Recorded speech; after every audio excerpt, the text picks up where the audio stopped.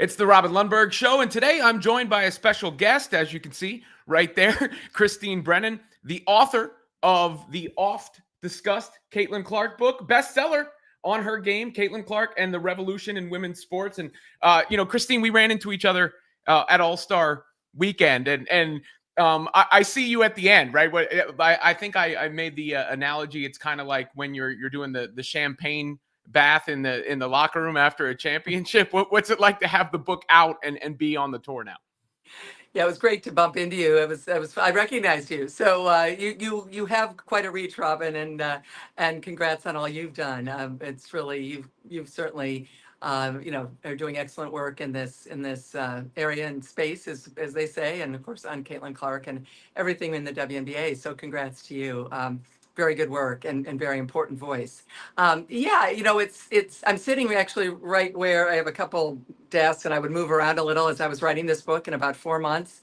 Researched it, of course, reported it for several months before then, and December, January, February, basically, and into March and April a little bit. And I was kind of, even with my career and even with seven other books before this, you doubt, you wonder, and I especially try to tell the kids that, right, that it's okay if if you have some doubts and if you wonder and if you're a little nervous. It happens to everybody.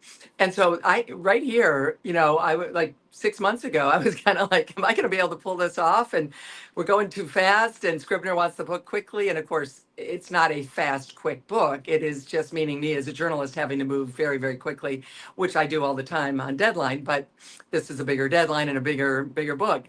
But anyway, the thought that now we are, of course, out, and the book's been out for 3 weeks, basically, and so many of your wonderful viewers and listeners have been buying it for months before then, and I cannot thank everyone enough for the support and for buying it and reading it and caring about it, and that means a lot to me. It really does. And but the thought that now, and it debuts #2 on the New York Times bestseller list. I mean, what I would have given for a time traveler to show up here 6 months ago and tell me but it's also the joy of the hard work, right? And I think everyone who's watching knows that. A project at work, a moment, something with a child where you get over the hump in a project or a kid's sport or the music class, or they learn the clarinet, or whatever it is, you get there and it's just a joyful moment, and the hard work really means a lot and was a huge part of the process, of course. So it's gratifying that so many people care, that it is a New York Times instant bestseller, as they call it. But I've been very fortunate with my books. I had Inside Edge, the big figure skating book that kind of kicked off all the after the Tanya Nancy saga. Still available, people still buying it. I signed it the other day, and Winneck had a book signing. They brought Inside Edge, Edge of Glory, and On Her Game, and signed all three. A wonderful two young skaters with Olympic dreams someday. And I've had a national bestseller in Inside Edge, but it never made the New York Times bestseller list, which was fine. I mean, that's totally fine. It was almost 30 years ago, but this one did. And that is incredibly, I've said to people, Robin, it's kind of like the cherry on top of my career.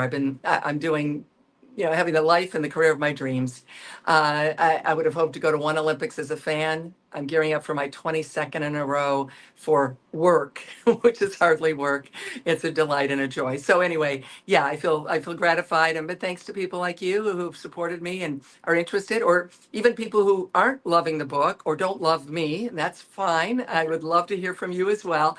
That's okay. I'm a journalist. I'm not looking for people to love me. I'm looking to inform, report, write. Facts are obviously key to me. They're the bedrock of my book. My reporting and journalism is the bedrock of it all. And I know that makes some people angry, and that's okay. That means that definitely means I'm doing my job. Well, we'll get to some of those people who are angry in a second, because I definitely want to touch on that. But before we get to some of the topic matter, I did want to touch on two of the themes that really stand out to me in reading it and knowing your career. One, the revolution of women's sports. We'll start there before we get to the male aspect of it.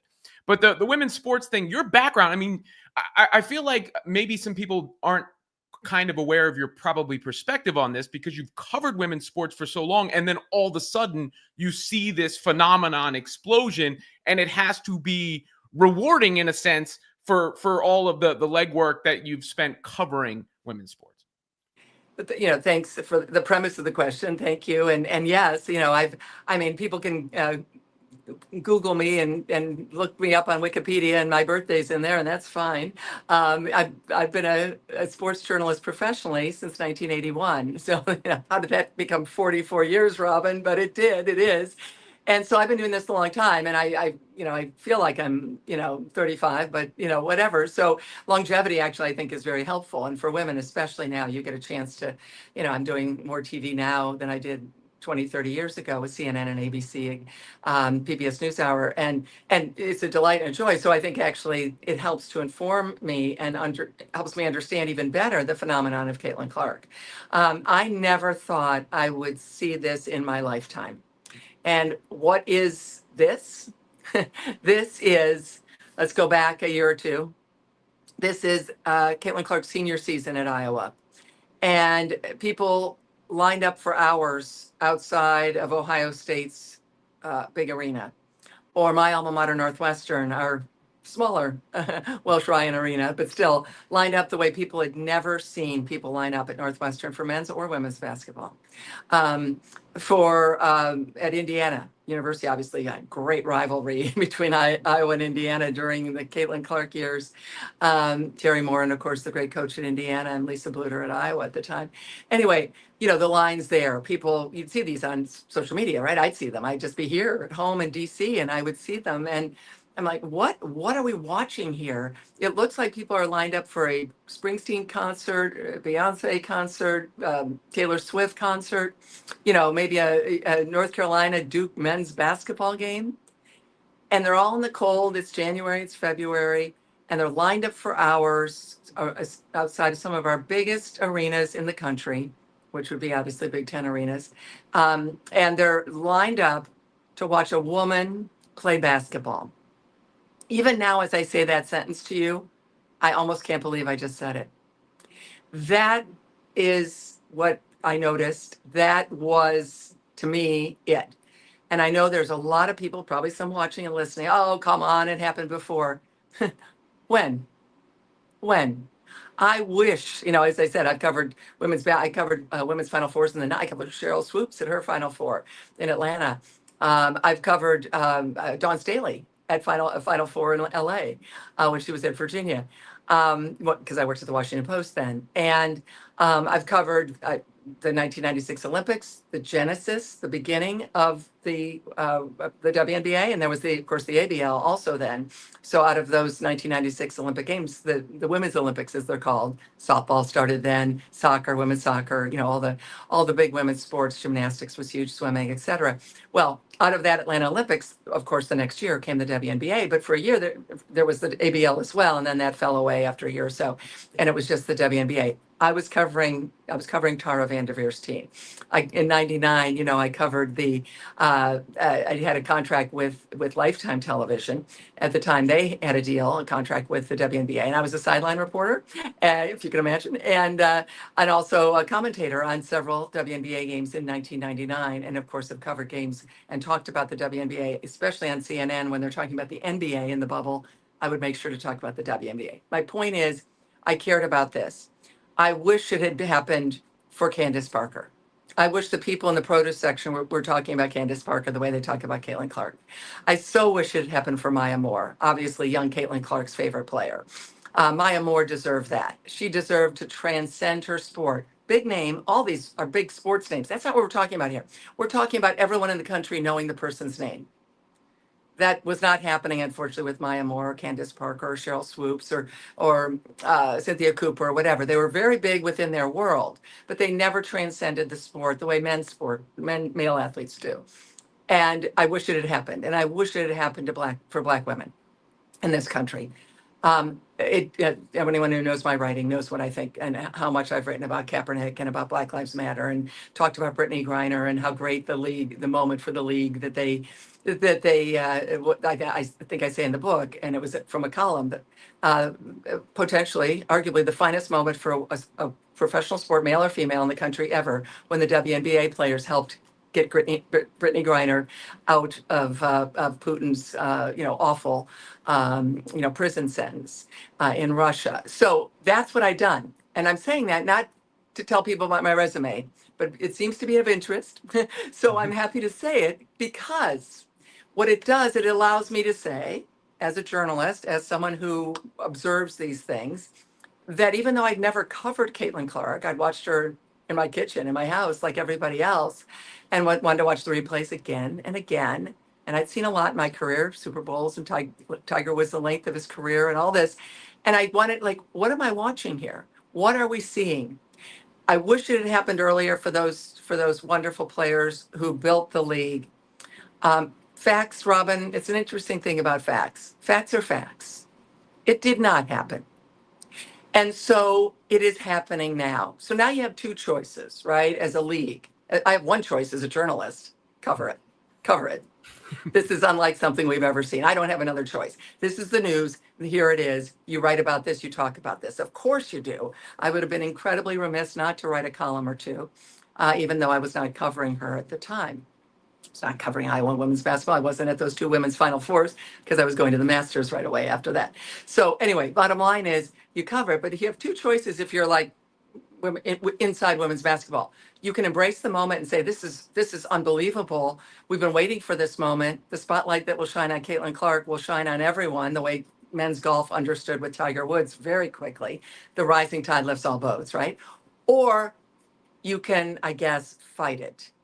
I never in a million years thought that the choice you could fight it, which I wouldn't have even thought of as a choice back then, would be an option and it would actually come into play.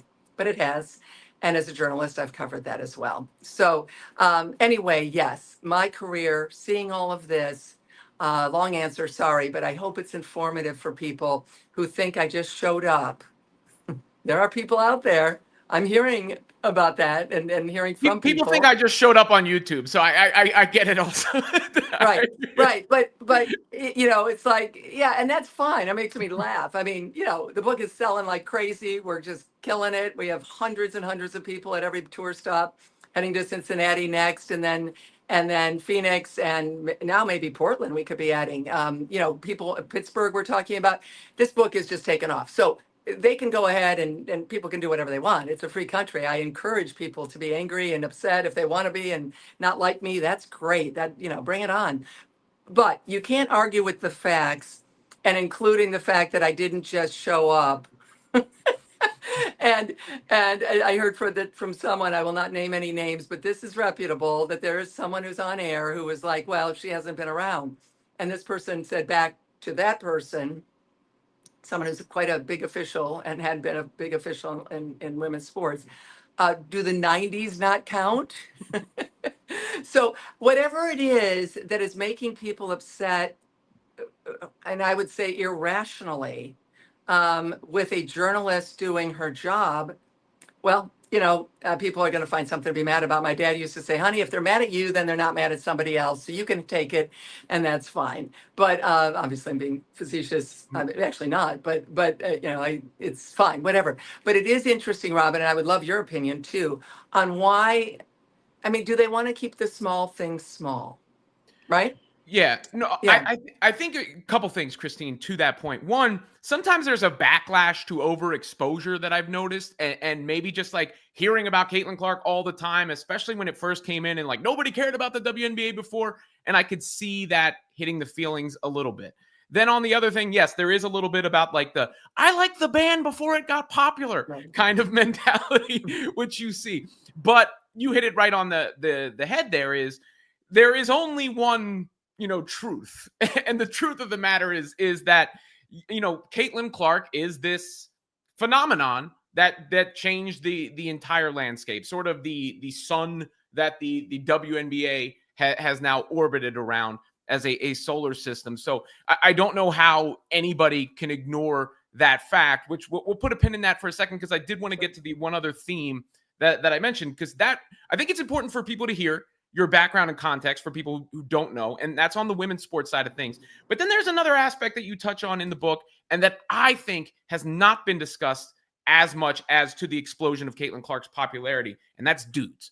Caitlin Clark everybody goes like white and straight and all these other carnival barker talking points, but I've always thought her popularity, and with anything, there's a pie chart, right? There may be a little bit of this, a little bit of that, but has been rooted in basketball.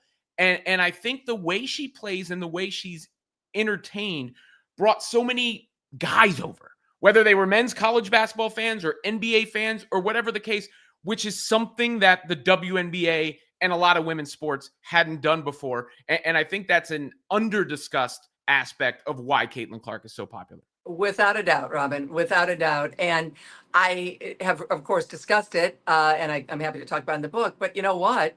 In the last 3 weeks, as I've been touring the country, a lot of the Midwest, but also the East, and and people have just been, again, I'm so gratified. I want to say thanks to people. My goodness, people have waited in line for a couple hours in Iowa and in DC right here, Iowa City, everywhere. The lines are extraordinary. Chicago, Winnetka the other day near Northwestern, literally 2-3 hours in line, and people wait, and I'm so gratified with those people that when they are in line. One of the reasons the line might take a little longer is I talk to people. I look them in the eye and I want to have a chat for a couple seconds, whether it's girls or boys, moms or dads, grandparents, whoever it might be. Just fans forever that want to stand in line and tell me a little bit about themselves. I want to hear that. These people are supporting me. I want to hear about them. And you wouldn't believe, actually you would believe, but anyone, hopefully most people would understand this as you've just described, the number of men who have waited in line, who come up to the table, they have their book or books, and I'm going to sign them. And of course I often meet them and they say who they are. Obviously I'm going to inscribe them and personalize the books, right? And it's probably close to 3 figures, probably close to 100 people, at least, men. I never watched, these are the quotes, I never watched women's basketball before. I really didn't even care about women's sports before. And these men might be 40, they might be 50, 60. I mean, a couple that are younger, in their 30s maybe. But in general, it's like either father age or grandfather age kind of guys, middle-aged guys maybe. And I never cared, never watched. It wasn't that I didn't, I wanted my daughter to play sports. I wanted, I wave at the girl next door as she's headed out with her volleyball gear over, in her bag over her shoulder, soccer gear, whatever. But I never cared. And there's so much going on, and I watch men's sports, and I love the NFL, I love Major League, whatever, baseball, that's it. And it's probably 100 now, men telling me that in line. And I smile, and I said, that's it. That's it. When you've got the average Joe, to the point you're making, which is the point I made, right? It's and maybe we both, we agree on this, which I think anyone to deny this is just not looking at the numbers.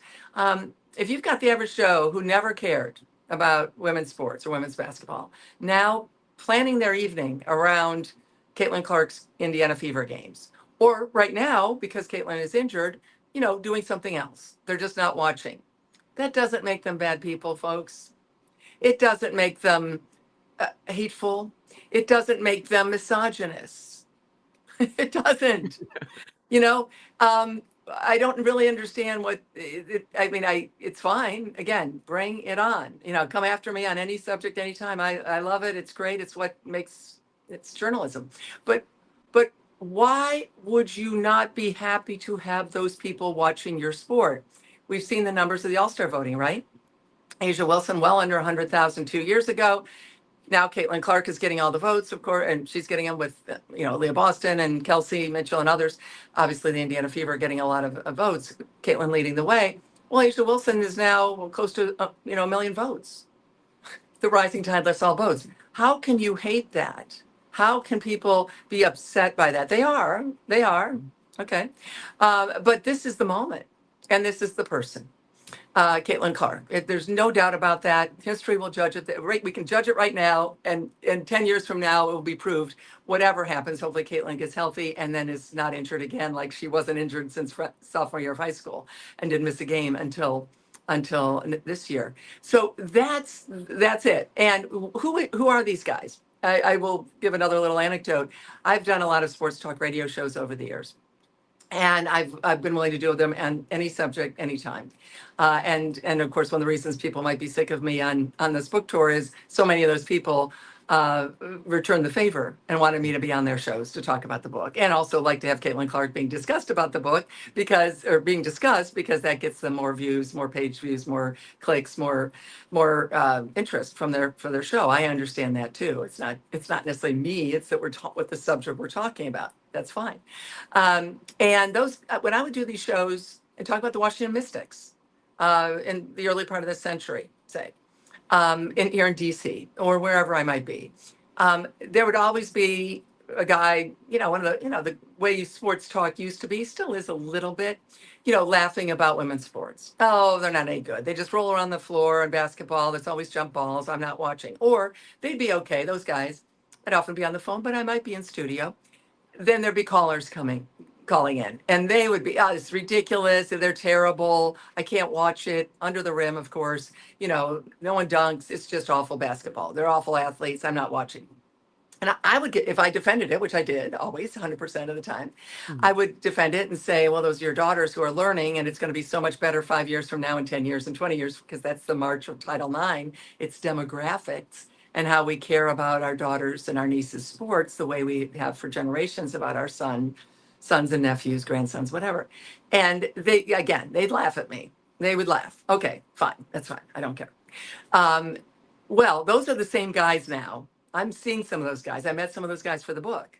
And those are some of the same guys now who are proudly wearing a number 22 jersey, not only to the game, but to the grocery store and the gas station. That is the sea change. And if you're not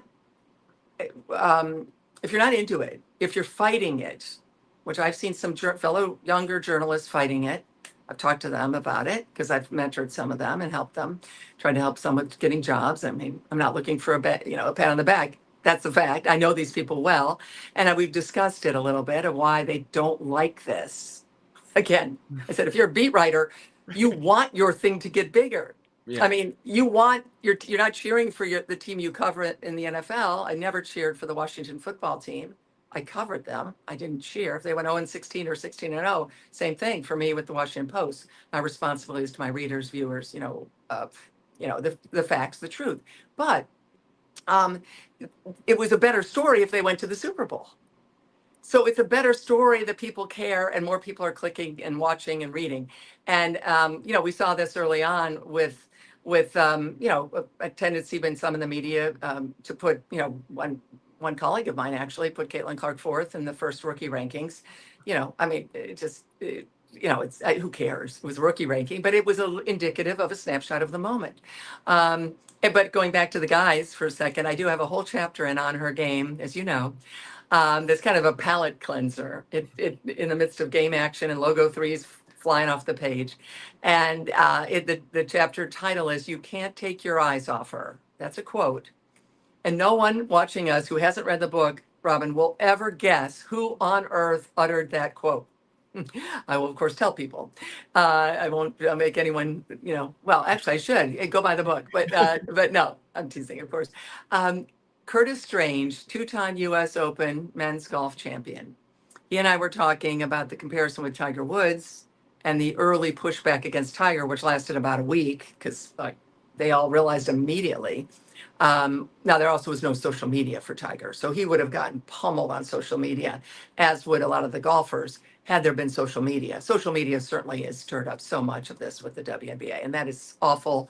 And if you're a racist, get up, stop it. And if you hate Caitlin Clark, stop it. And if you hate Angel Reese, stop it. I mean, it's ridiculous. Don't do that. Just stop. Obviously, no one's going to listen to me, but people should not do that. Clearly, Tiger never had that. So he had never, and men's golf never had to worry about that back when Tiger was coming up in 96 and 97, won the Masters. But Curtis Strange, then we started talking about Caitlin. And he said, I'm watching games, I'm watching highlights, but if I'm watching a game, when she's bringing the ball up the court, do not leave the room. Do not go to the refrigerator. You can't take your eyes off her. Curtis Strange, I love Curtis Strange, great guy. But honest to goodness, like that, he would be the last person I would have ever expected. If you'd said to me 5 years ago, Robin, there's going to be a woman coming out of Iowa that you've never heard of yet, and she's going to be the biggest name in women's team sports history, and arguably the biggest name in women's sports history. Not, again, there's Serena, and there's Katie Ledecky, there's so many others over the years, of course. But she will be one of the biggest names ever. Not only one of the most popular athletes in the country, one of the most popular people in the country. Okay, I would have said, how is that going to possibly happen from 5 years ago to now? And then Curtis Strange will be actually a chapter title quote in your book that you're going to write about her. I never in a million years. There's the point you're making, or that's what you asked me about. That's it.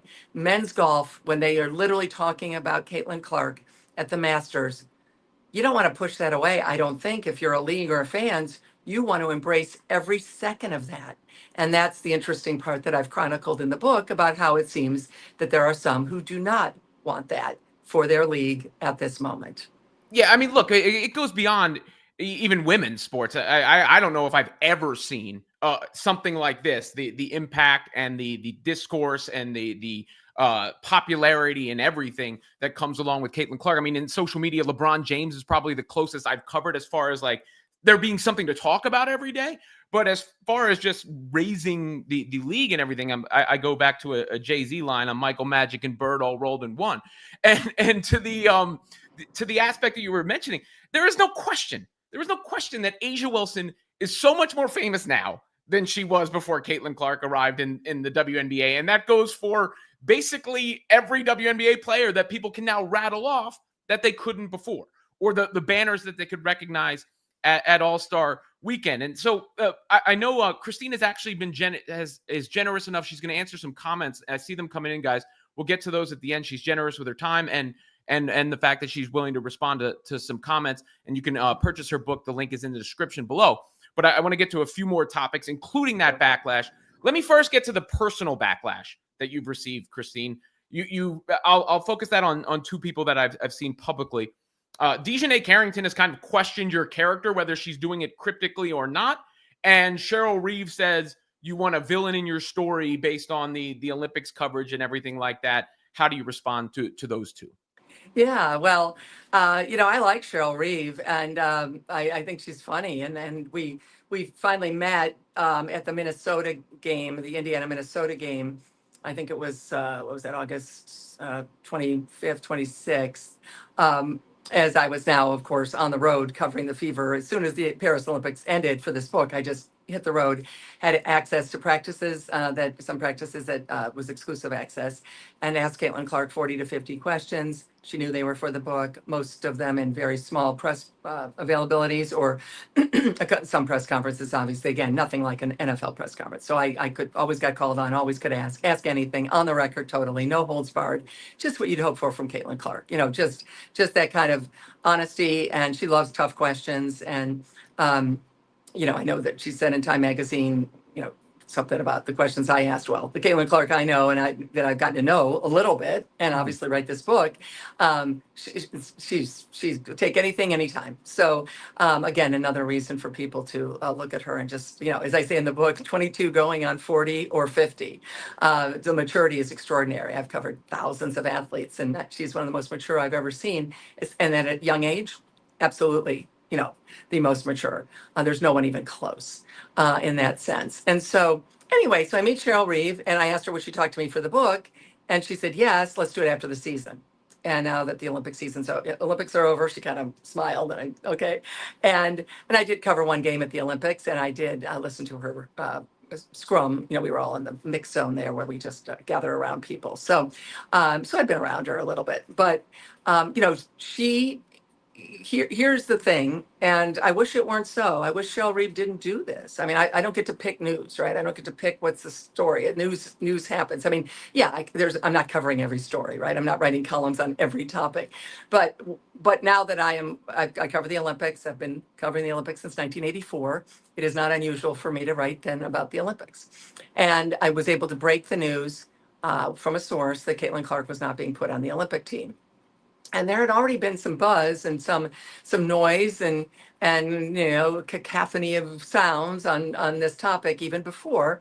And that was Cheryl Reeve saying at the Olympic media summit that she had not been in the trenches with Caitlin Clark. Okay.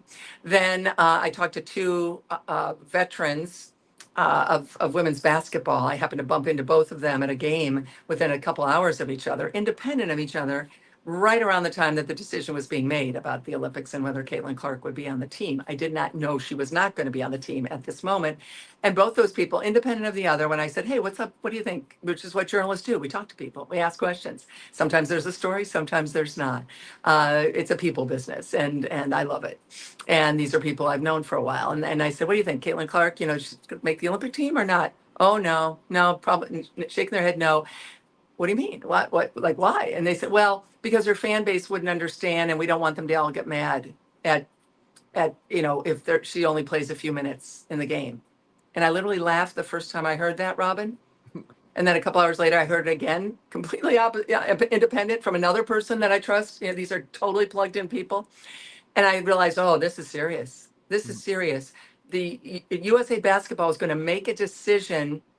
And one of these people was very involved in the decision-making process. The other knew all about it, but wasn't involved. I mean, I couldn't have run into two better people on this topic. I mean, I guess if Cheryl Reeve had wanted to talk to me and tell me everything, but she wasn't there, and I didn't talk to her about at that point. Anyway, USA Basketball is making a decision, or at least this is a part of the decision-making on the fact that Caitlin Clark might not play many minutes, which would be true because she would come off the bench, of course. And although a three-point shooter is incredibly important in international basketball, anyone who watched the 1988 men's Olympic performance by the U.S., which led to the Dream Team in '92, knows that the U.S. John Thompson didn't have enough three-point shooters. And then we had that was the end of the collegians, and then they started the amateur or the pros, the Dream Team in '92 in Barcelona. So that was in '88 in Seoul. I covered that. These are things you know. And so anyway, you'd want to have her. And I'm thinking USA Basketball is making a decision. I mean, I've covered Olympic team selection decisions since '84. I've never heard or seen anything like this. So the goofiness, the ridiculousness was already apparent. Also, Cheryl Reeve in the preseason, so moving back a little bit, in May, I know people know this, but it takes a minute or two, but I do think it's important to set the scene and to go through the sweep of what happened. Cheryl Reeve was on Twitter, and I was alerted. A couple people, sent it to me. I wasn't paying attention to Cheryl Reeve's tweets necessarily, and that she's tweeting about Caitlin Clark and about the fact that her preseason game, Minnesota's and Chicago's, is not on TV, and of course that was the one that ended up being live streamed on Twitter, X, but that Caitlin Clark's is, and the hashtag the W is more than one player. It says 55-year-old, 50-something-year-old Cheryl Reeve tweeting at a 22-year-old. I mentor a lot of 22-year-olds. I mentored hundreds of college students and young people, 18 to 22, younger, older. I mean, I do more mentoring than anything else. I would hate myself, Robin, if I targeted in any way, shape, or form a 22-year-old as someone who's much older. What on earth was Cheryl Reeve doing as a person? Second point, she is the Olympic coach, and she is now tweeting about, focusing on, whatever the right wording is. I think in my USA Today story I wrote about it, and then I put this in the book, of course. What is she doing focusing on someone who's still in the Olympic selection pool? I asked the USOPC. They did nothing. They never got back to me. Did nothing, obviously. How was that even acceptable to the leadership of USA Basketball? I ask that right now. I'll ask it. I wish, they didn't. No one wanted to talk. They didn't want to talk to me for the book. I think you don't know me, but I bent over backwards over and over again, 3, 4, 5 times to have people talk to me for the book. Give them every opportunity. It is a bestseller. People are reading this book. I wanted to give them, I didn't know it would be a bestseller to this extent so quickly, instantly, but I wanted to give them an opportunity to soften or to explain themselves. Cheryl Reeve, please talk to me. I texted her, I called her PR people, I got in touch with emailed the PR people, went through USA Basketball several times in May when that first story broke for USA Today, and then all the way through, including, I forget exactly when, but certainly December, maybe January, to give her an open opportunity to talk to me. I would have run the quotes at length. she didn't want to do that. Okay, that's fine. But when she said, I think at one point in that appearance she had, that, well, I didn't do the due diligence. Oh, I so did the due diligence. And she knows that because she had the messages, including text messages when I got her cell number. So the lying, Robin, it makes me sad to say this because I like Cheryl Reeve. I mean, the lies, are there and anyone can find them and see them. So anyway, she did that early on and focusing on a 22-year-old who looks up to her. I mean, that's just stunning. And that was okay with any type of people in leadership above her. So now, of course, she says she didn't give two blanks about Caitlin, one blank, and just, kept it up. Then I was asked on a radio show, well, before the book came out, North Carolina, Adam Gold wanted to ask me about Cheryl Reeve and of the Olympic decision. And he basically was saying, hey, I disagreed with you, but now I see your point about the Olympic decision. Because the TV ratings were the lowest for the women's basketball since 2008, according to NBC. That's all in the book. It was a disaster. They never got the attention they deserved. I wish I'd been wrong. I was right because I've covered the Olympic basketball team since '84. The women's probably 5 gold medal games alone. No one's there in the press section, not because we don't care, but because there's so many other things going on in Olympics. 20, 30 events a day. Sports editors send their people to other things that they know the U.S. is going to win the gold. That shouldn't be the case, but that's what it is. Women's soccer is going to lose potentially. Women's basketball would never lose. You send a reporter to women's soccer. Anyhow, so I go to the game and what have you, one game, the semifinal game, and cover the team and see the lack of reporters. And again, a Brazilian journalist, Robin, came up to me early on in the Olympics in Paris. Where's Caitlin Clark? I would have covered every game, this woman said. She never came to cover the games. British journalist, tell me about Caitlin Clark. Why isn't she here? He never covered any U.S. women's basketball games. That's what I was talking about. I feel vindicated. I wish I was wrong, and I wish the team got the attention it deserved. Anyway, now just a month ago, the book's going to come out. Adam Gold wants to revisit it. I talk about it, and then of course Cheryl Reeve then is asked about it. The Golics, because they then asked me about it again. And, Cheryl says the book is fiction. Cheryl's smart. The book is definitely nonfiction. What? And Cheryl has an open invitation to call me or talk to me anytime. This is just kind of ridiculous. But this ain't my first rodeo, so I'm happy to discuss this. And then she was saying that I was making up stuff about the tweets or whatever. And of course, not only was she focused on with it, W's more than one player and basically blaming Caitlin Clark. Someone had then put in, why is this happening? Then another person said, well, because of Caitlin Clark. And then Cheryl Reeve types it into her phone or whatever she does, into her Twitter account, that part. So she answers, the Olympic coach, the coach of the Minnesota Lynx, the revered Olympic coach, a couple months before the games, is now replying to an unknown person, that part, meaning it's Caitlin Clark's fault. And as I understand it, I don't know. Again, Cheryl has an open invitation to talk to me anytime. Of course, it's a two-way street with me always, as everyone knows who I've ever covered. They all have my cell phone or email or whatever. But she then deleted the tweets. She did. So, right. So I'll let everyone figure out. Yeah, this is basic journalism, folks. The WNBA was so unprepared, Robin, for national scrutiny. Shame on the PR people in the WNBA, shame on the leadership of the WNBA, shame on the NBA, shame on the NBA for leaving everyone so unprepared, not because they're damsels in distress. No, they're strong, tough, they're college graduates, most of them. Title IX has created these, this is what we celebrate. But they've never had anything like this happen before. And as you know, I have Dr. Harry Edwards throughout, the wonderful Black civil rights leader, the man behind the 1968 Mexico City Black Power salute by the U.S. sprinters. Dr. Harry Edwards says the WNBA failed the players in the book. I have Brianna Scurry, the first Black superstar of the women's soccer team, her talking about the failure of the WNBA. That's on so many other parts of it, but it's all part and parcel of the same conversation, right? Which is that Cheryl Reeve had no idea how to react to the media. USA Basketball somehow was paralyzed and didn't reprimand Cheryl Reeve for going after a 22-year-old, who, by the way, is the biggest thing the sport has ever had. Not the greatest player, not yet, maybe never, but certainly the most important in every measure you can have in terms of eyeballs, interest, and then, of course, the way she played last year with all the awards and honors and first team all WNBA and all the records and all that. So, like, how on earth do you allow this? The failure of leadership here, USA Basketball, Jen Rosati, my goodness, General Dempsey, who's the chair of the board. I quote him finally, where are you? Where were you to watch this happen?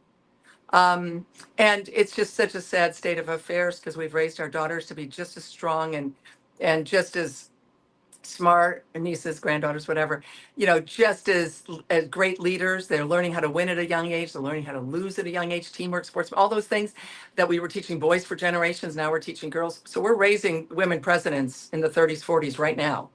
There's a 30-year-old out there you and I've never heard of who's going to be president in the 30s and 40s. Women presidents throughout 30s, 40s, 50s onward because of Title IX. The common denominator for all those people, they played sports because of Title IX, these young women.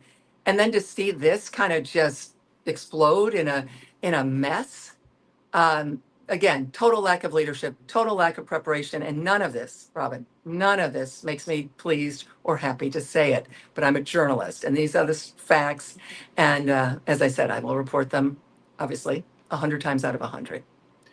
The Olympic thing, I mean, I remember last year people were like, oh, when are we going to stop? It's over now. It's like, no, this is one of the biggest stories in the history of sports. I don't think you realize that because, and all of it goes back to whatever the backlash to the popularity is. And I don't really, it's something that I think a lot of people have trouble putting their finger on. But before we get to some of the comments, I did want to follow up on the DiJonai Carrington aspect of it. Yeah, sorry. No, you're good. You asked her the question about whether the eye poke was intentional. There was a fallout there. The WNBA Players Association essentially put out a statement basically reprimanding you for the question.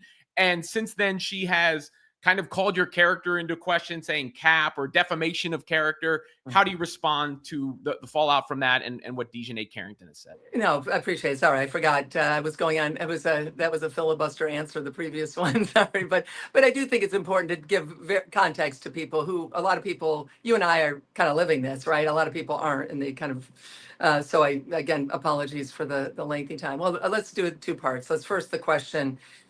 So as everyone knows, that DiJonai Carrington's fingers ended up hitting Caitlin Clark in the eye early in game one of the playoffs last September, Connecticut hosting the Indiana Fever, Caitlin Clark's first playoff game in the WNBA.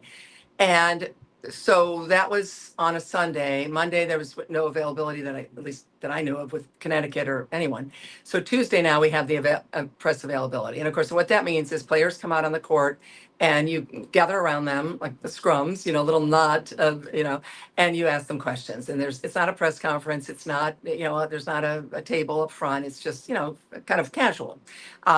This is what happens in the NFL, it happens in the Olympics, it happens everywhere. Okay, so here comes DiJonai Carrington, and there were several questions ahead of no one had asked about what had happened. And of course, what we know in the 48 hours since, or probably not quite 48 hours, there were millions of posts on X, and DiJonai Carrington is just getting pummeled, right?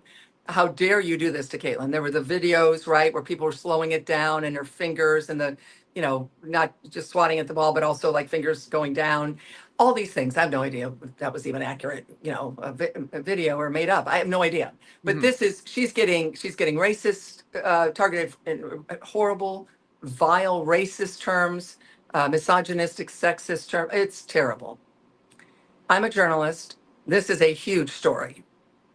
If someone doesn't ask that question, we have failed as journalists, right? I mean, it is so basic. I'm laughing because I cannot believe that that everyone wasn't asking that question.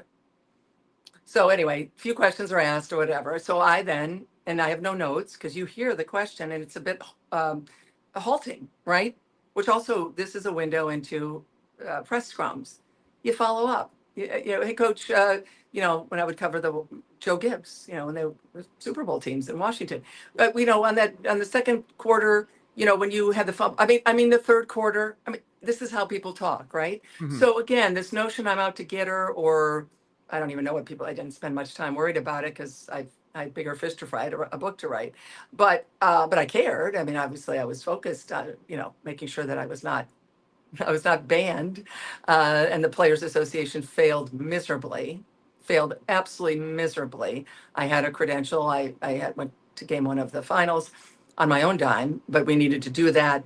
I mean, USA Today made sure I had a credential. You Mhm. do not fool around with First Amendment issues and credentialing of a journalist. And then I was credentialed for the All-Star game the other day too. So I'm fine. I have credentials.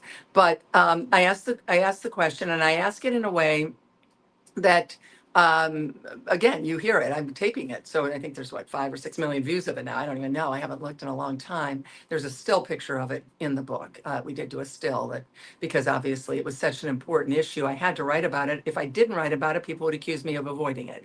So it's at the very end, almost like an epilogue called Controversy.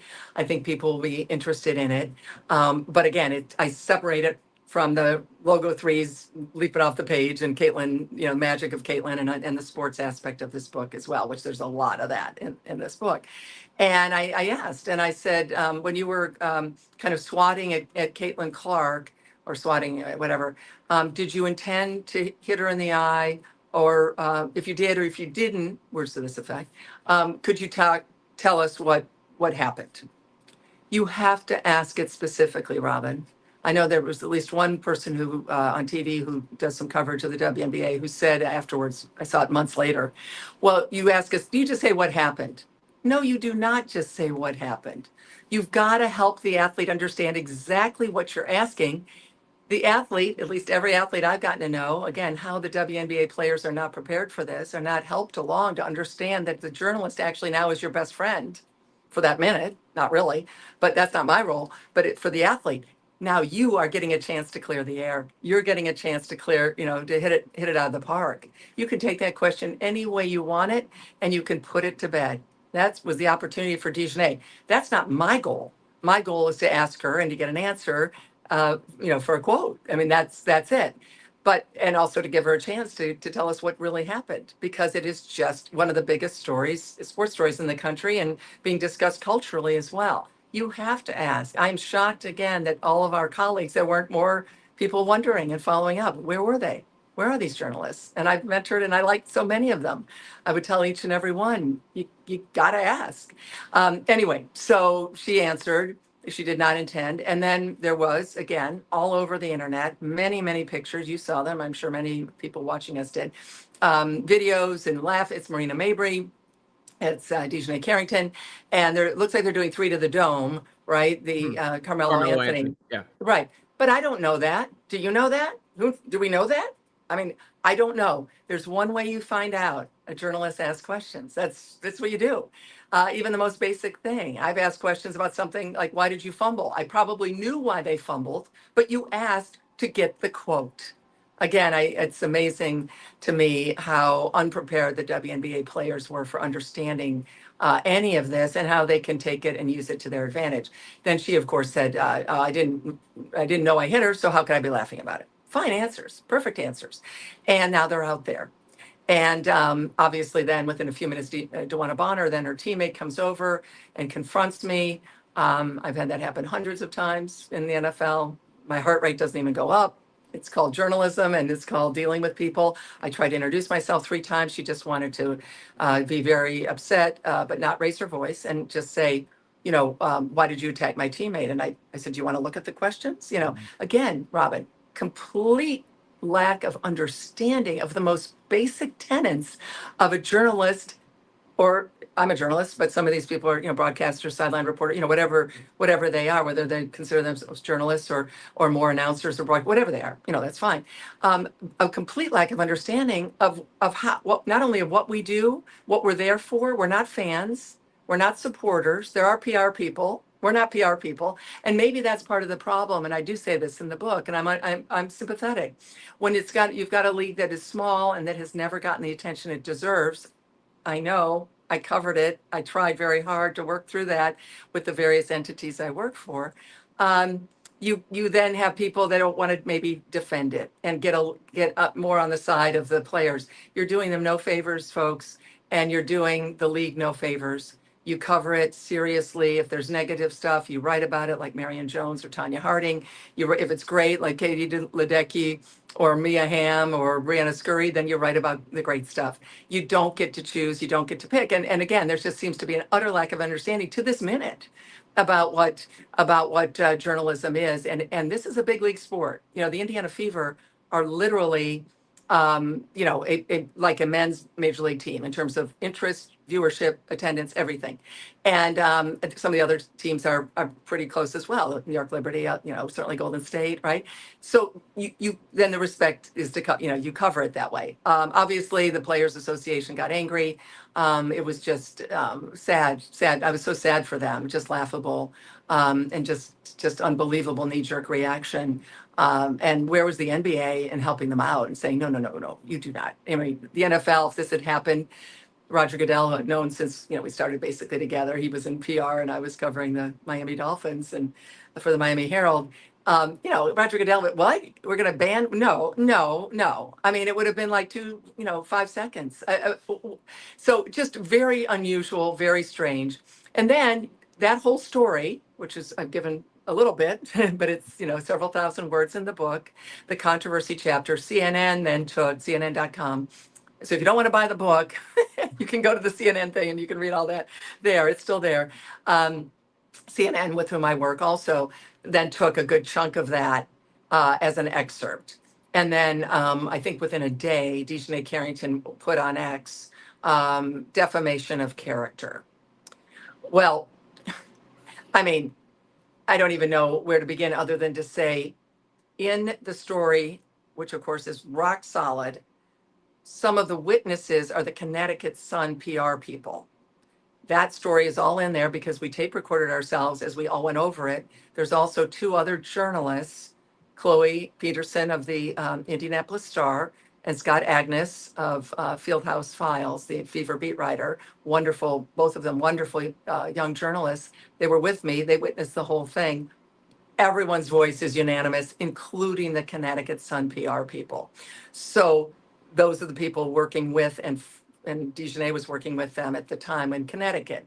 And so she's saying defamation of character. I didn't spend 1 second thinking about that because, of course, as you would imagine, Scribner, the publisher of Ernest Hemingway and F. Scott Fitzgerald and Stephen King, among others, including little old me, has lawyers. And of course, our wonderful lawyer read the book at least twice. And of course, my standards are quite high and same standards I've had for any newspaper column or story or TV work I've ever done. So, DiJonai probably sold a lot more books for us by posting that. I'm guessing that wasn't her intent and I'm being a bit facetious, but DiJonai, I tried many times to talk to her. I don't think she has my cell, but she could get it in a heartbeat. And I would love to talk to DiJonai, write a column about her, get her opinion. As everyone knows, anyone knows how to find me. But that's okay. And obviously, she was not defamed. And look forward to a chat sometime with her. I again would love to talk to her. Christine Brennan, the book is On Her Game. You see it right there.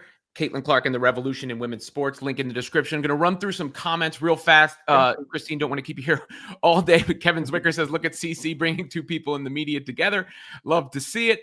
I know you met Ken Swift, number 2 on the New York Times bestseller list. So lucky I got to meet Christine during All-Star. She couldn't have been more gracious. We're lucky to have someone so credible tell this story. Buy the book. We've got Nancy saying, good job, Robin and Christine, a new member here. Here is a direct question from Ghost of Giraltas. Miss Brennan, you seem to be implying there's a conspiracy against Clark. Do you worry your reporting might exacerbate a broader American culture war? Yeah, I don't know that I have not used the word conspiracy, so I certainly appreciate and respect your analysis of it and using the word conspiracy. I'm not. So just to be clear on that, I guess everything I say and do and everything in the book is thoroughly reported and sourced. If I don't know it, if I am not, don't have the same standards that I have for every newspaper column and every newspaper story I've broken and issues that I've written about over the years or talked about on TV, it's not in the book. Okay, so I mean that's something that's very important to me, and I probably could have said that earlier too.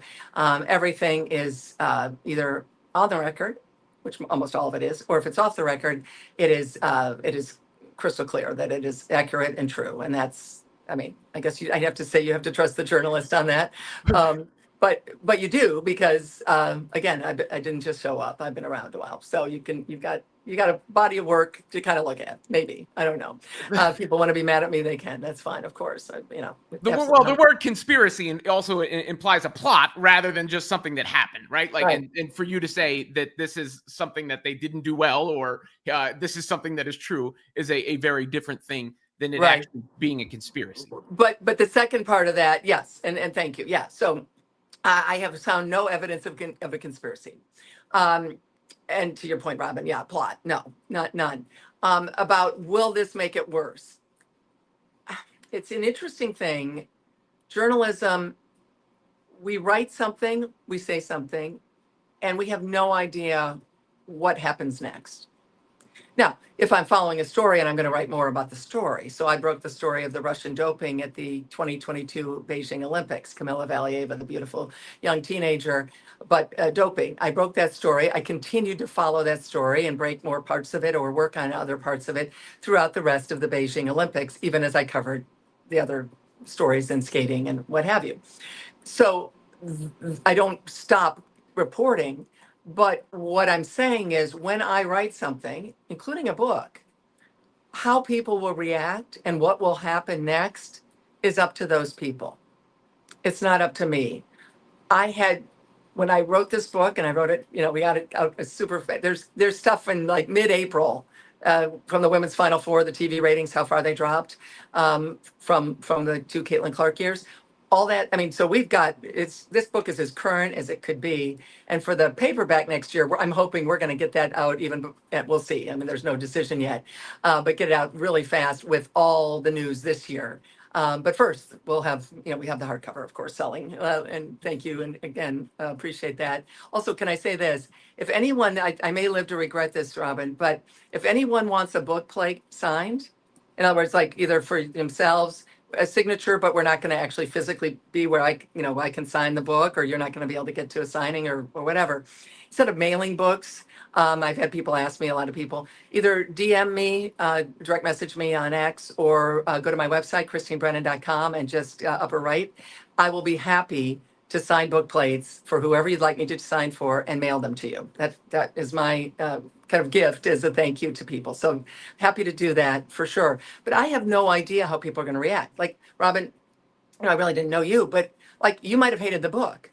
I'm guessing you don't. But I'm not looking for you to say that. What I'm saying is, I write it, people react. So the notion that it could make things worse, I don't buy that, because it's the failure of leadership and the vacuum that it creates. And I like Kathy Engelbert. I like her.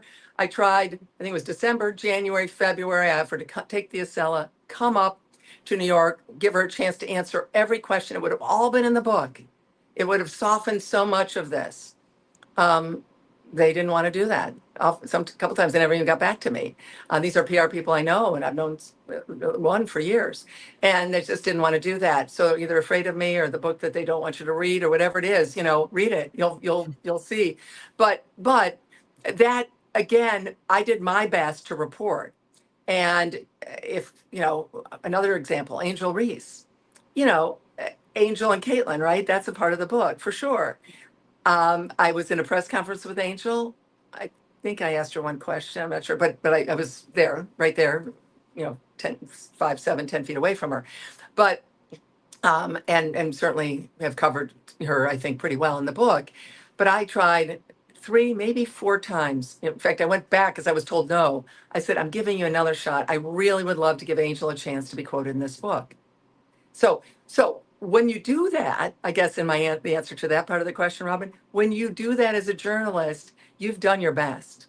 And if people decide over and over again, I mean, lots of times. Cheryl Swoops, several times. I mean, anyone you can think of, they had more than one request to talk to me, either to an agent or a PR person. It wasn't just like sending it out to an email address somewhere. No, no, no, right to the people. They refused to talk. They didn't want to talk. Megan Rapinoe, who I've known for years, who says my question felt racist.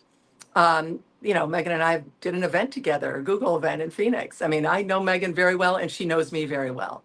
And she knows how I defended her when Donald Trump was going after her when she was representing the country in the World Cup and Women's World Cup in 2019 on CNN, of course.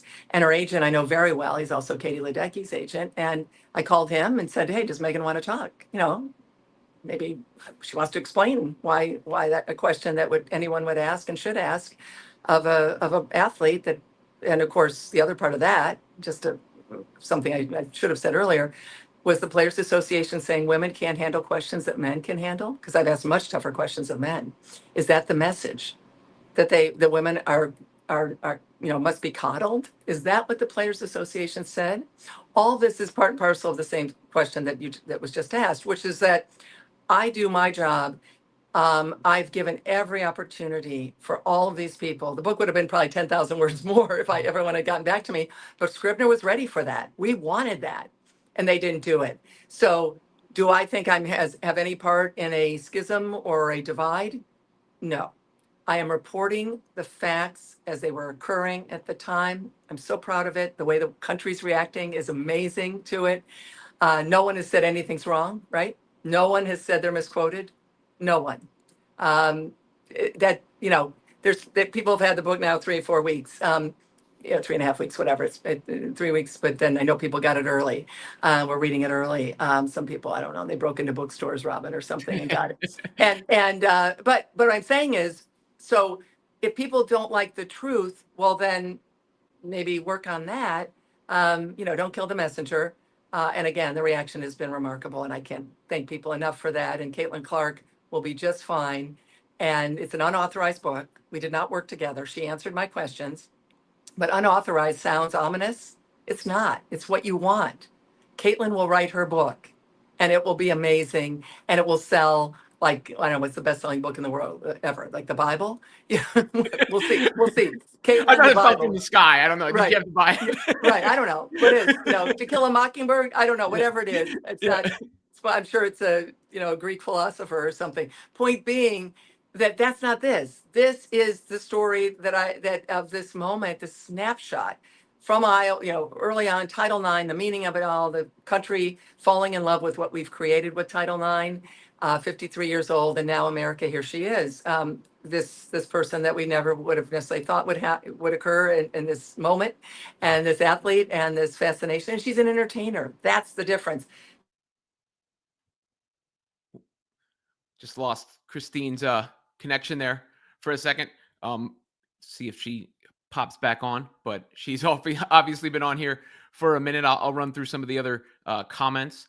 Again, thank you to the new member, Joe La La. Also, we have Randy here, popular Pro Fever YouTube channel, say Fire White. Cece hasn't been healthy all year. Is it fair to say she isn't a good fit for Cece? No, I don't think that's fair at all. I think the Fever are actually doing pretty well, all things considered. And given that Caitlin Clark has been, injured all season.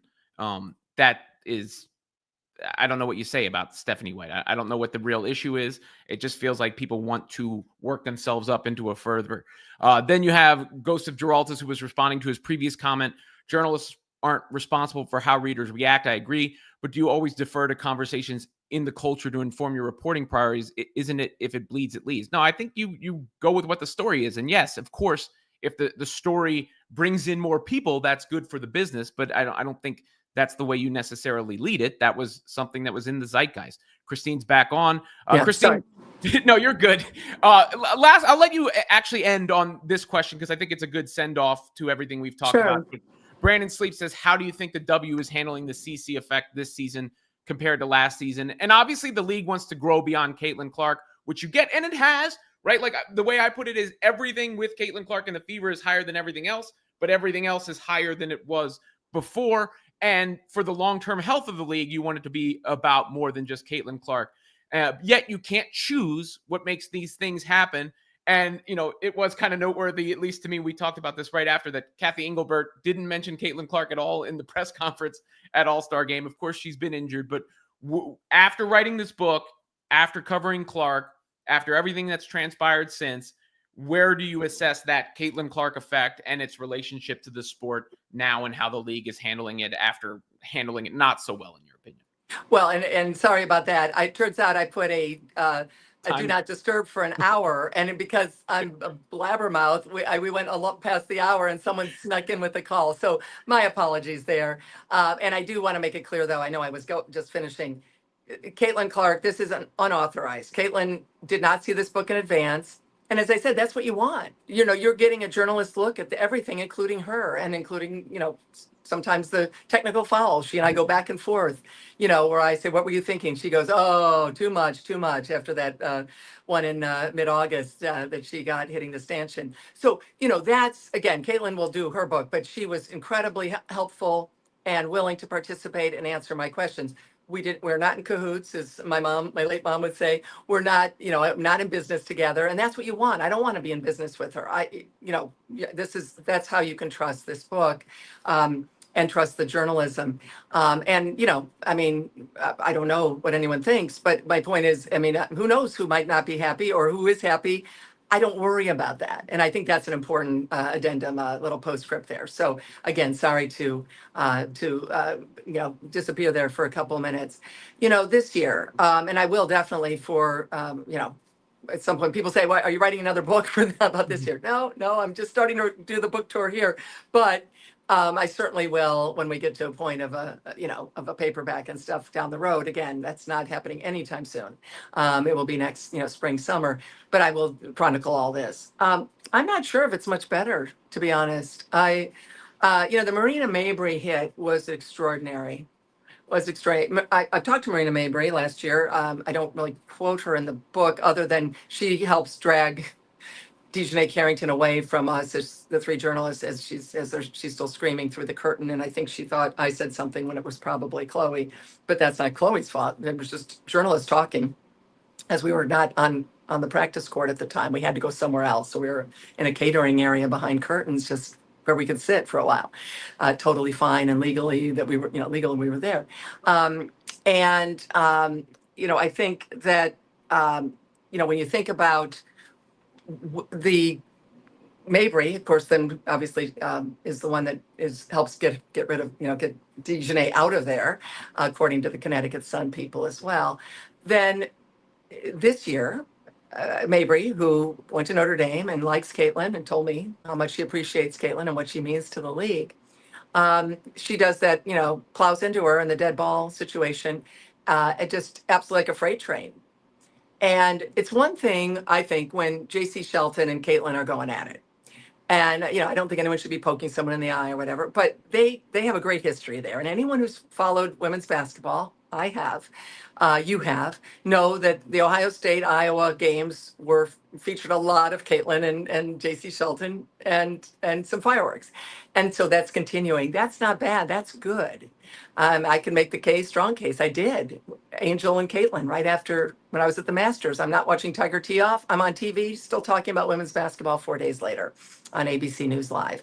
Angel and Caitlin and that LSU game, and LSU, of course, beat Iowa. So there is that. So J.C. Shelton and Caitlin's one thing. What was Marina Mabrey doing, Robin? What on earth are you doing? So she plows into Caitlin. Caitlin Clark, as far as we know, was not injured. She kept playing, of course. She's been injured now 4 times after not missing a game since sophomore year of high school. She, but there's no inference at all from me now or anyone that injured Caitlin Clark. Fine. But what if it had? You know who that would have hurt the most? Obviously Caitlin if she was injured, of course. Everybody. Yeah. Well, it would have hurt Marina Mabrey. Mm-hmm. And how on earth do they not know this? Caitlin Clark needs absolutely no defending from you or me.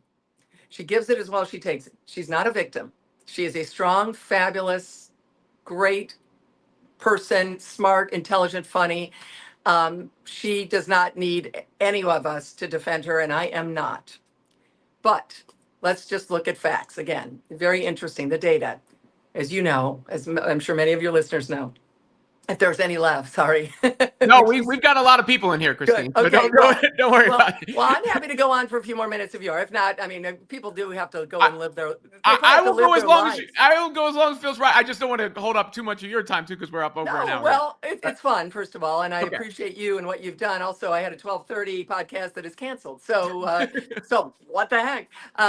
But everyone go and get some water. We'll be here a while. No, we'll do a little more. But we know when Caitlin Clark missed those first 5 games, she disappeared for 5 games, and more than half of the TV audience disappeared with her. That is catastrophic. That is devastating for the WNBA. When Tiger Woods would miss a major, I looked this up, it would be a few percentage points. It'd be a drop. It would be a Mhm. drop, maybe 5 to 10. It depends on the tournament and the ratings and the whatever. But it was, and sometimes there wasn't even that much of a drop.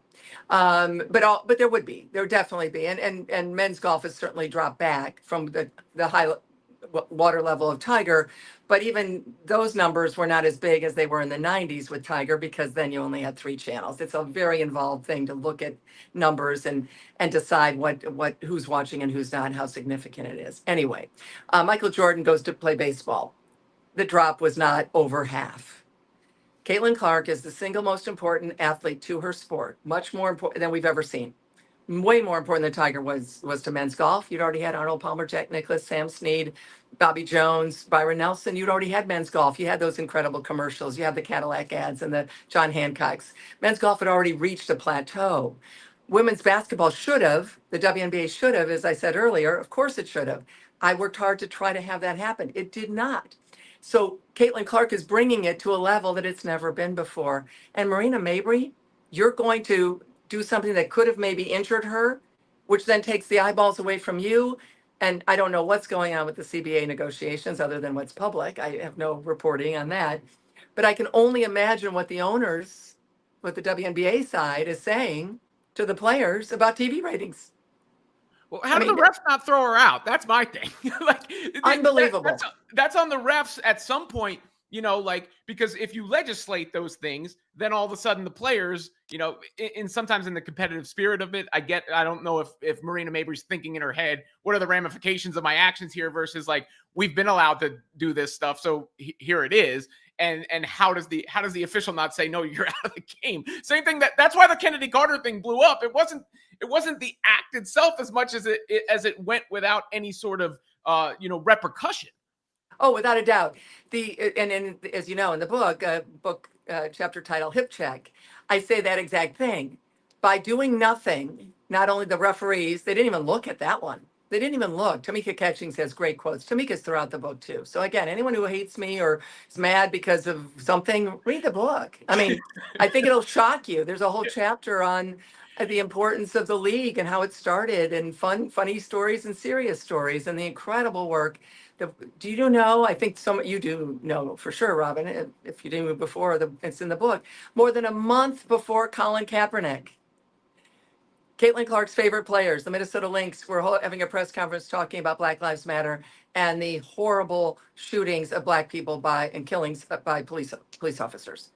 That was Maya Moore and Simone Augustus, Rebecca Brunson, Lindsay Whalen. A month before Kaepernick, but no one cared about the WNBA. So Kaepernick, which I covered Kaepernick, wrote many columns supporting and defending him. People might be mad or happy about that, talking about freedom of speech and what have you. But the WNBA was a month ahead of that, right? And that's Caitlin Clark's favorite team. And favorite players, and they were doing that advocacy well in advance, social advocacy, social justice, et cetera. So there's so much there, but yeah, I think but the facts are the facts. So you have got the league, and they don't look at the Kennedy Carter incident. Where is Kathy Engelbert? No, they did, and then upgrade it the next morning. But how about being on your toes if the league, Kathy Engelbert, someone, and saying, you know what, there's a huge TV audience that just watched that, and we're going to address that right here and there. Instead, to your point, you just nailed it. It allows it to fester and grow overnight, all shows, people talking about it, probably at cocktail parties, at barbecues, all the next morning. And it just sits there because it's unanswered. If you've got a void, if there's a big vacuum, it's going to be filled often with nonsense. That's what the WNBA continues to do. And then again, Marie Mabry, so now they look at it, they don't kick her out. To your point, ridiculous, Yeah. ridiculous. I think it was Debbie Antonelli on the call, and she's like, she's got to be kicked out. Or, and again, if I'm wrong, sorry, but I know Debbie is the voice of reason in all ways on things, and so smart and so good on this topic, and understands the impact of Caitlin Clark for the league. Whether I'm sure she wishes, as I did, that there other players would have had it before. They didn't. Here it is now. This is the moment.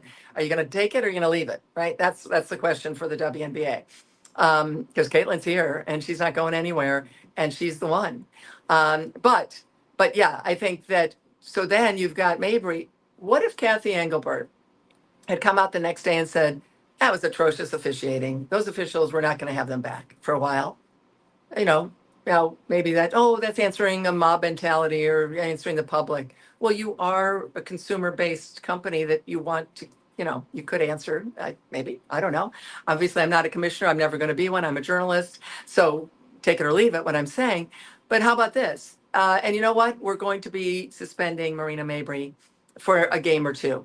Now, the union, my friends at the union, wink, would then say, oh gosh, no, you can't do that. And they would have fought it.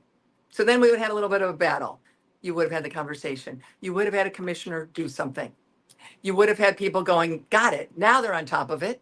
And again, however it turned out, maybe 2 games would have turned to 1. Maybe it wouldn't have ever happened at all. But at least you would have had an acknowledgement of the magnitude of Caitlin Clark, not because she's a damsel in distress, nope, but because that is outrageous. And you lose her and bye-bye to more than half the audience, which shocked me, Robin. I will say that. When I saw that reporting, that it was more than half of the audience of the WNBA, not just the Fever, the WNBA disappeared when Caitlin Clark also was gone for those 5 games. That is one of the most stunning statistics I have seen of late. And certainly it is absolutely eye-opening. How that is not eye-opening to the players. Where are their agents? Although having dealt with some of the agents, I realize they're all kind of in the same boat. They're just, again, do they want to keep the small things small? I don't put that in the book. I'm asking it now on the book tour. Do they want to keep the small things small? It's a question, not a comment. I don't know. But man, oh man, it's sure looking like some of them do. And who on earth does that at the moment that you could grow, the moment you've been waiting for? But we shall see, and I'll chronicle all of it.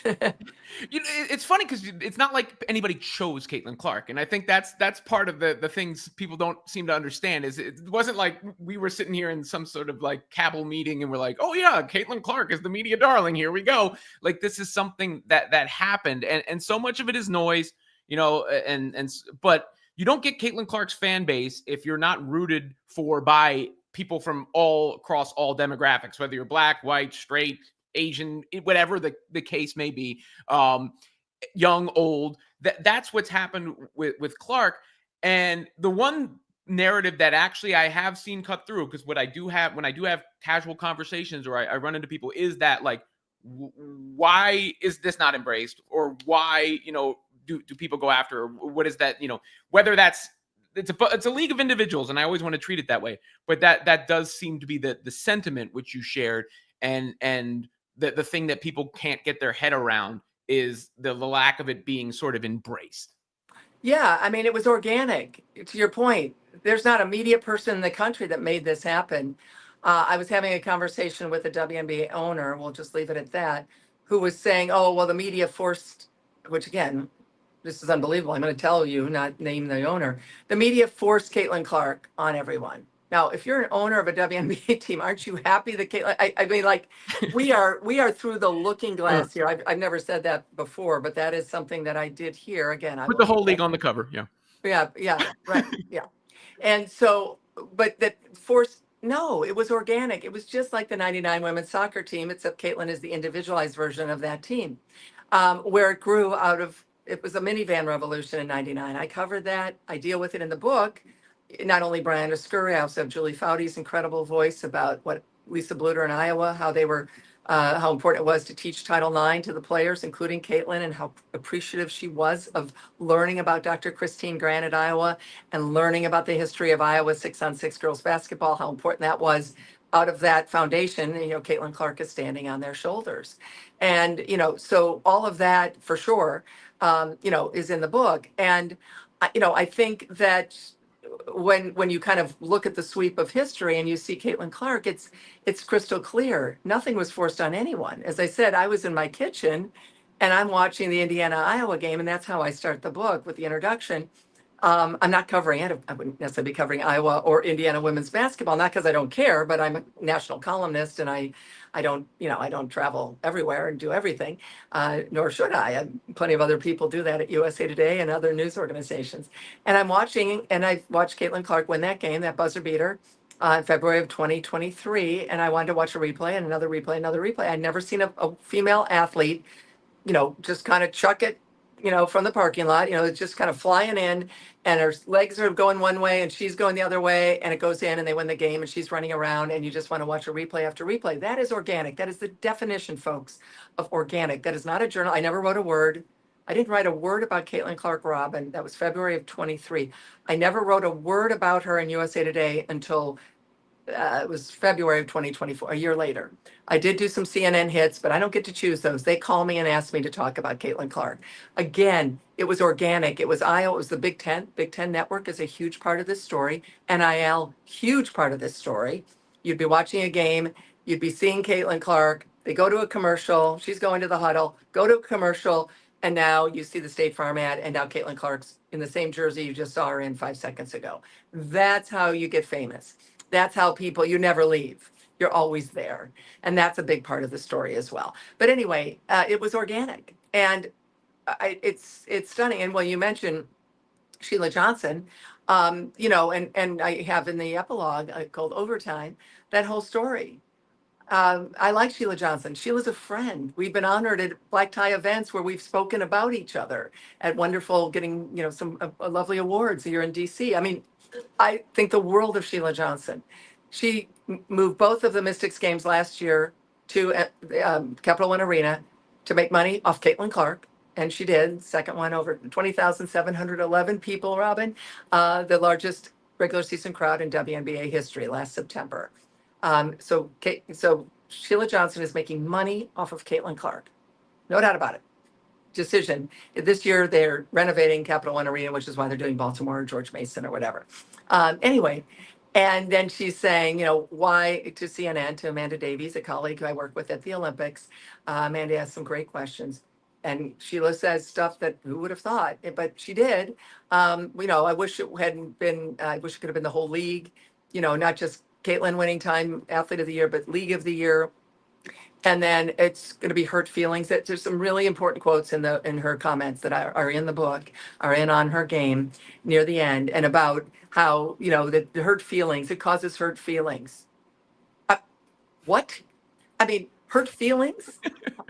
Right. So I have throughout the book stories, and I think maybe the biggest one of all, I know we're talking about like this year and how unprepared they are, but I do think this story is probably, it may be the most important story in the book in terms of this part of the conversation. Again, there is, 90% Caitlin Clark magic in this book. You're not going to get hit over the head with anything. I touch on things and I move on. I want you as the reader to move on. I'm not going to drag you into anything. There'll be whole books written on other parts of this probably. But when Caitlin Clark announces, as you know, that she's going to be in the draft, we know then she'd be drafted #1 by the Fever. And I called someone at the WNBA office the next day and I said, do you know how big a deal this is? And this person, WNBA official, said, yeah, this is the biggest thing to happen to the W since Maya Moore. And my next line in the book is, that was a surprising answer. I literally said to this person, I said, what? What are you talking about? Maya Moore's great. We love Maya Moore. What a great human being. Obviously getting the family friend, out of, erroneously, wrongly imprisoned, out of jail, and then marrying him. And now they have a child. I mean, amazing person. Caitlin Clark loves her for a good reason. Maya Moore is spectacular. And I love the quote in the book. But Maya said this in a press conference where we all were the day she got, her jersey went up in the rafters. And that is, She said, of all the kids that hugged me, to think that one of them was became Caitlin Clark, it's pretty cool. I love that quote.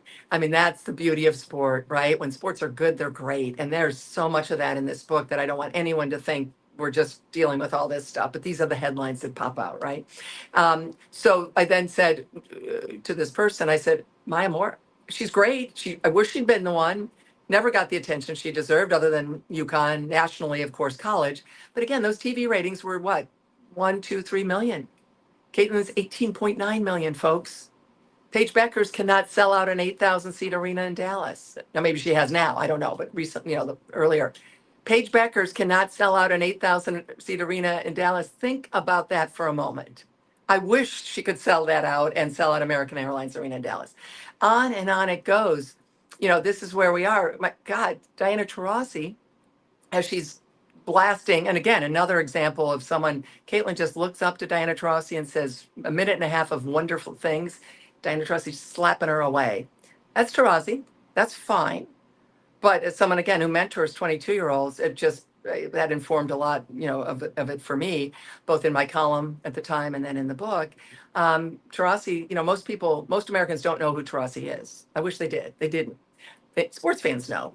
And that's your introduction now, Diana Taurasi, to millions of new fans. And of course, they couldn't sell out the arena in Phoenix until they put the Rook and the Goat, the Phoenix Mercury, on social media months in advance, weeks in advance, I think months, couple months. I thought when Taurasi embraced her, that was going to be a turning point moment, after what you're talking about. And then we sort of got back into some of the same stuff. Well, I think UConn, this is an opinion. Anyway, I'll say in a second, the Maya Moore thing, but that shows you how the WNBA had no idea what was coming. But how can you miss the lines in the Big Ten and the 18.9 million, 4 million more than the men had the next night for the NCAA final for the women versus the men in 2024, 4 million more. Well, that will probably never happen again. I hope it does. I hope it happens with Juju Watkins when she's healthy. Let's hope she gets healthy and is great. She's magical, but she can't sell out the Southern Cal arena. Juju can't. That's what we're talking about here, and it's kind of stunning, when you think about it, how how it doesn't seem to be happening. But that's the point of the Maya Moore situation, is that she's she is amazing, but they didn't even know it was happening. And again, even Phoenix needed to use Caitlin Clark to sell out the Mercury, to sell out Diana Taurasi's arena. I guess this is just so embarrassing, maybe, for some of these players, right? Maybe that it just bothers them so much. Oh, my goodness, embrace the reality of it and make more money. It's just stunning to me. We've raised these women to be very different from their mothers and their grandmothers. That's the whole point of Title IX. The opportunity to lose at a young age, to learn how to handle defeat, to handle embarrassing moments or tough things. And that's what has been shocking to me. I will then say about some of the, as you mentioned, some of the comments and other things that have happened. This is an opinion. This is not in the book, but I'm happy to share it because I do have opinions as a columnist. And also, I've learned a lot about the WNBA, including things that are not in the book, either because I couldn't nail them down as facts, or journalistically, I didn't know for sure, but I heard things, or I know things, right? Or just reporting, and I continue to hear from people. I've got lots of people out there who like me or want to help me or want to talk to me, and that's great. Anyway, I think the UConn women are shocked that it's an Iowa woman. I think that is, Gino, I love Gino. I have his cell number. I gave him an opportunity to talk. Those quotes to Dan Patrick are are epic, and probably the worst sports prediction ever. Certainly right up there. Delusional fan base. I said to him, "Do you think Roger Goodell says, aren't fans by definition delusional? Don't you want new fans? Name a league." There's, again, on and on. But I think it was UConn. I think that they were in shock that it's an Iowa woman that has done it, and someone that he didn't recruit, understandably, because he had Paige, and Paige was the top recruit in the nation, and Caitlin was number 4, even though they only live, 3 hours and 45 minutes apart. But Caitlin's 4.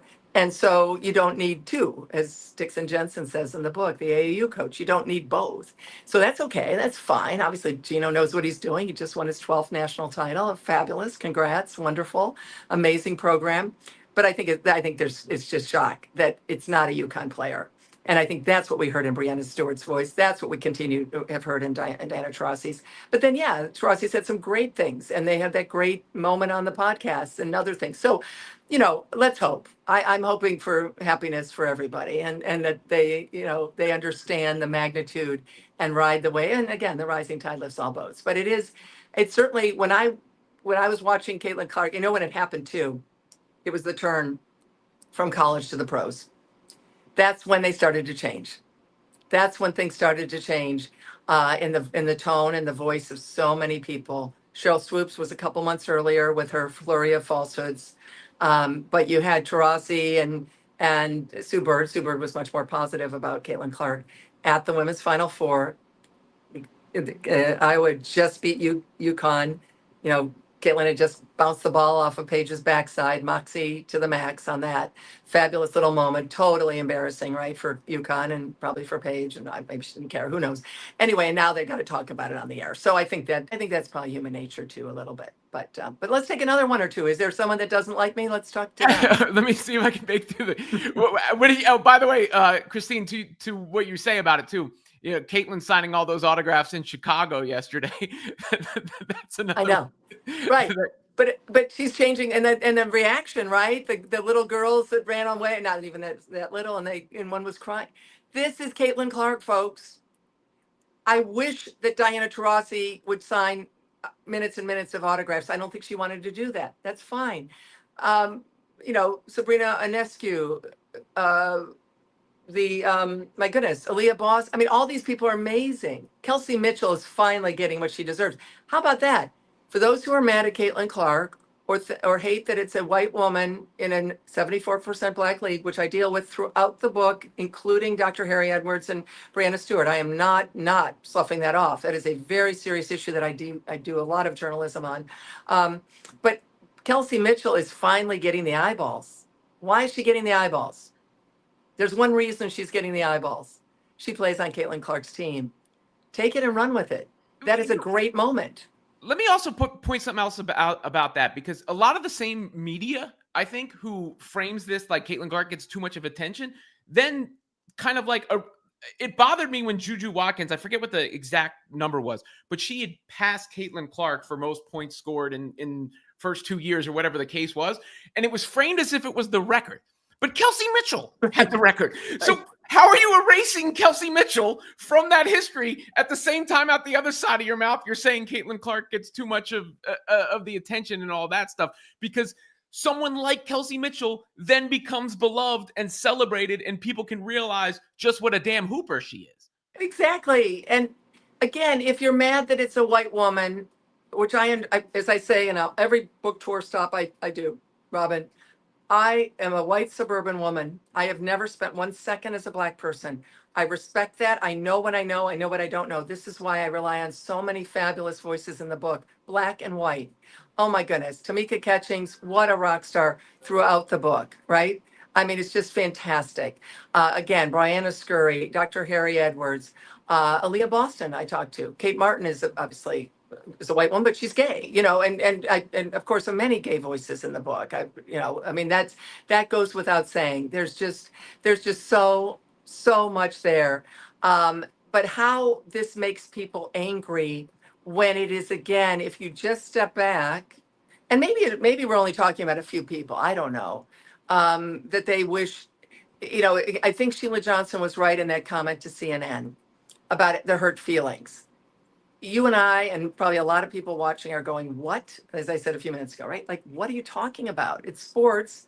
This is not, no one's, gosh, God forbid, knock on wood a million times. No one's on their deathbed here. We're talking sports, and you're a little upset that you didn't get attention. Now someone else. I mean, this is called the growth of sports. This is called the moment you've been waiting for. But again, the point we've made over and over again, you said it, the playoff ratings, they were much higher. Once Caitlin Clark and Indiana was out, the playoff ratings were still so much higher. That's great. That's great. But it's because of Caitlin Clark that people are watching, and then they're sticking around. And I saw there was someone, there are a few people. I haven't seen much of social media because I've just been traveling and meeting people and so busy. And I just went through, I have like 1,000 emails I haven't even looked at yet. So there's some radio shows I'm doing this week that they got in touch 3 weeks ago. And I'm sorry about that, but it's just been the wonderful whirlwind of this book tour. And I'm so honored and so appreciative and so grateful. But I did an event in Indianapolis. There were mostly, it was a library event in the afternoon on a Friday, mostly older people, retired, but there were young people definitely. There were people of color there, but the picture just shows the sweep, and you don't necessarily, and there are people who obviously are not my biggest fans, Robin, who then tweeted out, I happened to see that, or someone sent it to me, did a screenshot and sent it to me because I miss a lot. Like something like, oh, it looks like a Klan rally, or words to that effect.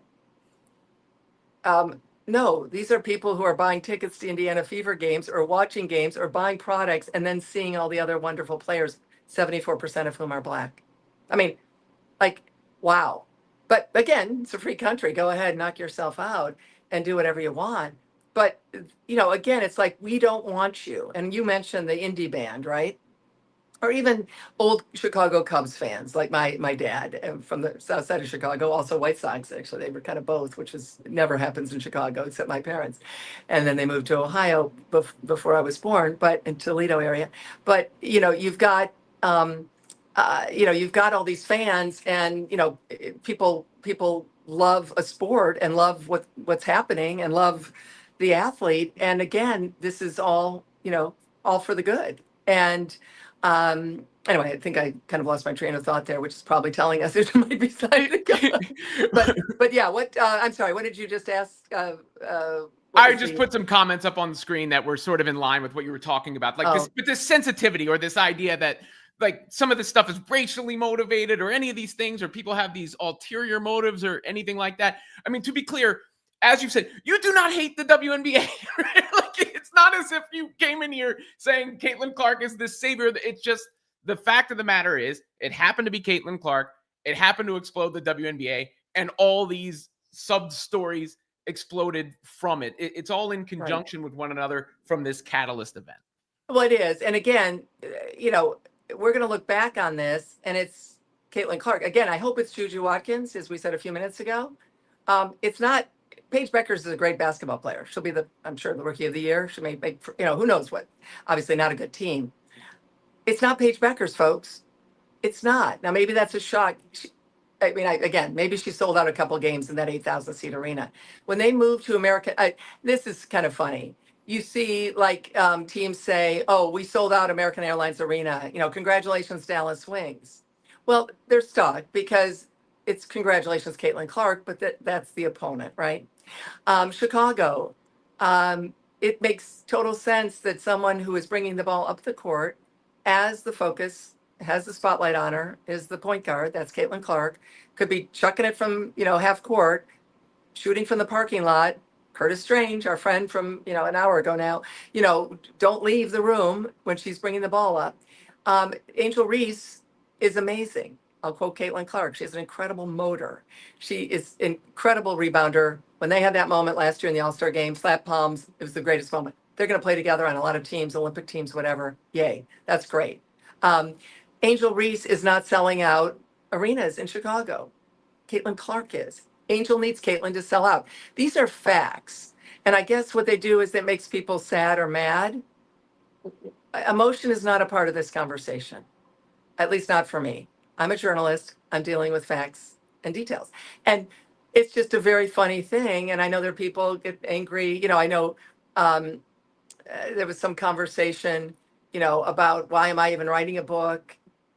Like I literally got asked on another podcast or two, well, people are, like, why is she even doing a book? I'm shocked there aren't 10 or 15 books on Caitlin Clark right now, right? And then the notion that I haven't been around.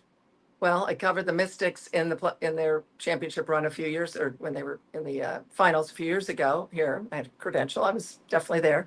Again, CNN, the amount of times during, say, the bubble, I was not there, of course, where CNN or ABC would be talking about the NBA's activism, social activism in the wake of the terrible murder of George Floyd and other things. And I would say, but let's talk about the WNBA and what they're doing, right? So, and all of this stuff. And then it's like, how dare you write a book? I mean, who even thinks that way? And then podcasters and others like, yeah, why are you writing a book? I mean, the mindset here that we have seen, Robin, it's just so interesting to me. Again, it's a free country. They can say whatever they want. People are buying the book like crazy. So if they hate the book, well, that ship has sailed. And I'm thrilled with the success of the book. And if you don't like it and don't want to read it, don't. That's fine. But you're missing something. And, you know, but the notion that somehow this, I shouldn't be writing a book, as I know I've said this before, but podcasters ask me, like, why did you write it? And I think maybe, I know there was a Connecticut Sun sideline reporter who I support and hope she has an incredible career, who then was saying, I told the Washington Post, Ben Strauss actually, that I had only asked about Caitlin Clark and that it made everyone mad. I mean, think of this, Robin. Think of these words that these people are saying. They're mad that I'm asking about Caitlin Clark. Well, first of all, Caitlin Clark is the story no matter what. I am writing a book, and I'm contracted to write a book by Scribner, my publisher, about Caitlin Clark. So that would be why I'm asking about Caitlin Clark. But I also talked about it to players about their own interactions or their own careers. I talked to Lexi Hull about Stanford and Tara Vanderveer, who I know covered over the years. I mean, this woman, this reporter, this sideline reporter, said that all Christine Brennan does is talk about Caitlin Clark. This is a Connecticut Sun reporter. Again, I wish her well. I hope she has an incredible career. The 20 games I covered, it was around for USA Today for the first two, and then all the rest for the book, of course, only for the book, which everyone knew was only for the book, which seemed to be a point of contention at one point with some people. And no, I was there for the book, not for USA Today columns. There are no USA Today columns during that time period. Mm-hmm. That there were 20 games. The Connecticut Sun played the Fever 3 of those games. So the most that this person could have heard me asking questions would have been 3 out of 20, which of course is 15%. And yet Ben Strauss of the Washington Post quoted this person as a source. And I said to Ben, I said, who I like, again, you know, get along with everyone, but it is a very interesting view of journalism that I've had being in the middle of this. I said to him, why would you quote someone that has no idea what I've done for the vast majority of my interviews? And then, well, I won't say what he said because we were talking on the record. He said, well, she would go on the record. You know, I wanted to quote her on the record.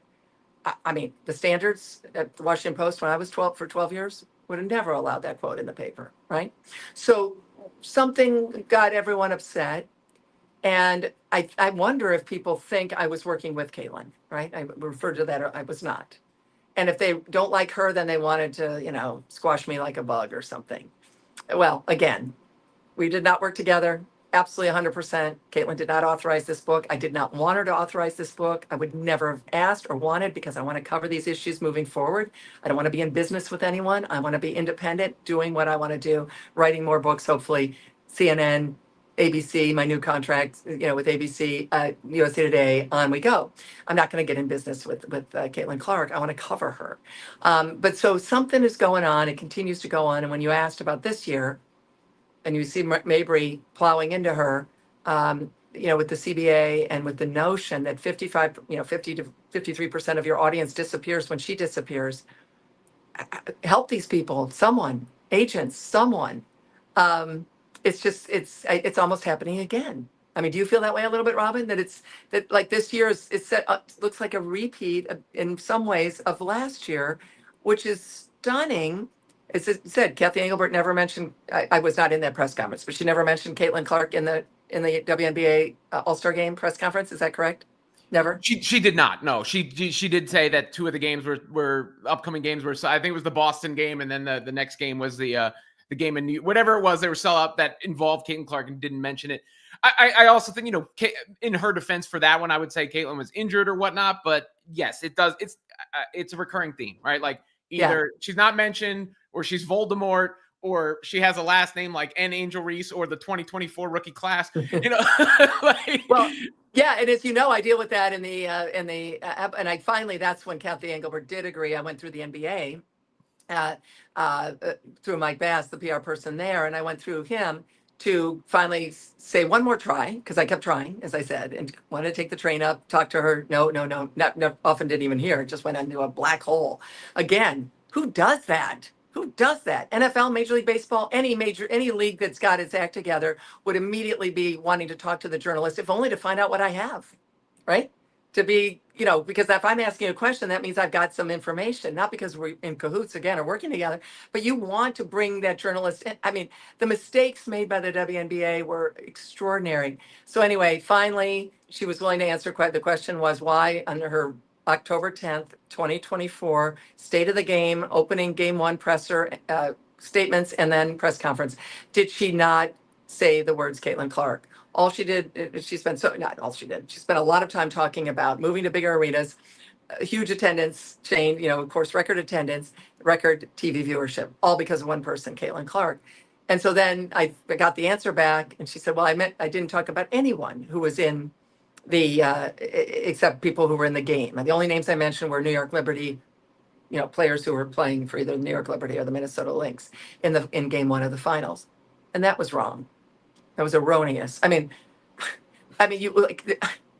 couldn't believe it. I would have, then they got mad and furious that I brought that up, that she meant, because of course she mentioned Aaliyah Boston and Asia Wilson. And both of them, of course, were not in the game. And then again, like, instead of being professional and saying, let's talk it, because I would have amended the quote. Sure, I would have. I mean, that might be a little news for someone who's read that part of the book.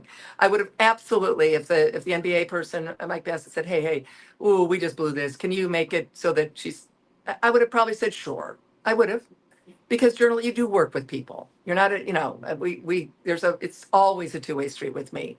There's a lot of gray area. I mean, there's black and white, sure, in terms of facts and data and whatever, not race I'm talking about in this case, but sure. But I would have absolutely, gosh, we just screwed that up. We went too fast. Sorry with our answer. But they just got mad. So again, at every turn they acted, I don't know, it made me sad for them. As I wrote a book that I didn't have time to spend much time on that. Just like I couldn't believe how amateurish and minor league it was. And I think we're still seeing it. I mean, the inability to address the Marina Mabry thing, Kathy Engelbert, come out and say, hey, that's unacceptable, not because it's Caitlin Clark, but to anyone. And we're going to make a statement right here. 2-game suspension, fight it with the union. Maybe it doesn't even happen, but at least you've tried. At least you've said something. They seem to be so afraid, so tentative, so worried. And this is the greatest, what we're talking about here, Robin. Maybe this is again, I'm happy to take another one or two, but this is the greatest moment for the WNBA ever. Greatest moment ever. We wish it had happened sooner. It did not happen sooner. Wish it happened for Cheryl Swoops, Maya Moore, Cynthia Cooper, so many great players, Candace Parker, even Kelsey Mitchell 4 or 5 years ago, or all those great players, white and black, Brianna Stewart. It didn't. They're not household names. They did not transcend their sport. One name, one person has transcended the sport, has become a part of the culture, one of the biggest names in this country, one of the most famous Americans, Caitlin Clark. And what are you doing about it? This is your moment. And are you going to screw it up? And how history will judge that, it'll be extraordinary, because the eyeballs are watching, especially people who love Major League men's sports, the guys that you talked about earlier. We've got all the women, we've got kids, we got girls as ever before. You want girls, Taylor Swift. That's why the NFL loves Taylor Swift. You want girls. You want those to have that incredible new fan base. The NFL has boys and men, and 50, almost 50-50 male, female, but you want those girls because they're going to be buying the products, and they're going to be running the households, and they're going to be buying the season tickets or buying the jerseys for the holidays for the next 40, 50, 60 years, those Taylor Swifties. That's why Roger Goodell in the NFL understands that. That's called business. That's called capitalism. You want that. The WNBA has all of it sitting there, and they seem to not want it, or be afraid of it, or hate it, or wish it went away. I mean, what on earth, Robin, are we talking about here? It's just stunning to me. And I think we're still seeing it this year. I don't know. Do you agree that we're still seeing it this year or no? Do you think the last thing on yeah, I think some of the talking heads get addicted to it too. So there's that part of it from the engagement standpoint. I think the refs not being cleaned up helps lend itself to it. And then yes, I mean I've been on the back end of things where it's like let's not talk about this or let's avoid this. So it's clearly still there. Do you think Clark's participation with the players with the shirts is something that will help usher in that change, because it does, they couldn't get a bigger boost from a publicity standpoint than that. Right. Yeah, I think it might. I think, yeah. But of course, she's been doing that kind of stuff along. I had a question in, it's a question in Washington at Politics and Prose. A woman said, why doesn't Caitlin Clark talk about the Black players the way Paige Beckers does? Why doesn't Caitlin Clark, join in, was the gist of it. I'm not getting the exact quote, but why doesn't she say good things or nice things, and about the Black players? And I said, do you happen to know about Saturday Night Live? And she said, yes, said, it's viewership and it's reach, and it's certainly crossover from sports. It's not sports at all, right? It's a great audience. Yes.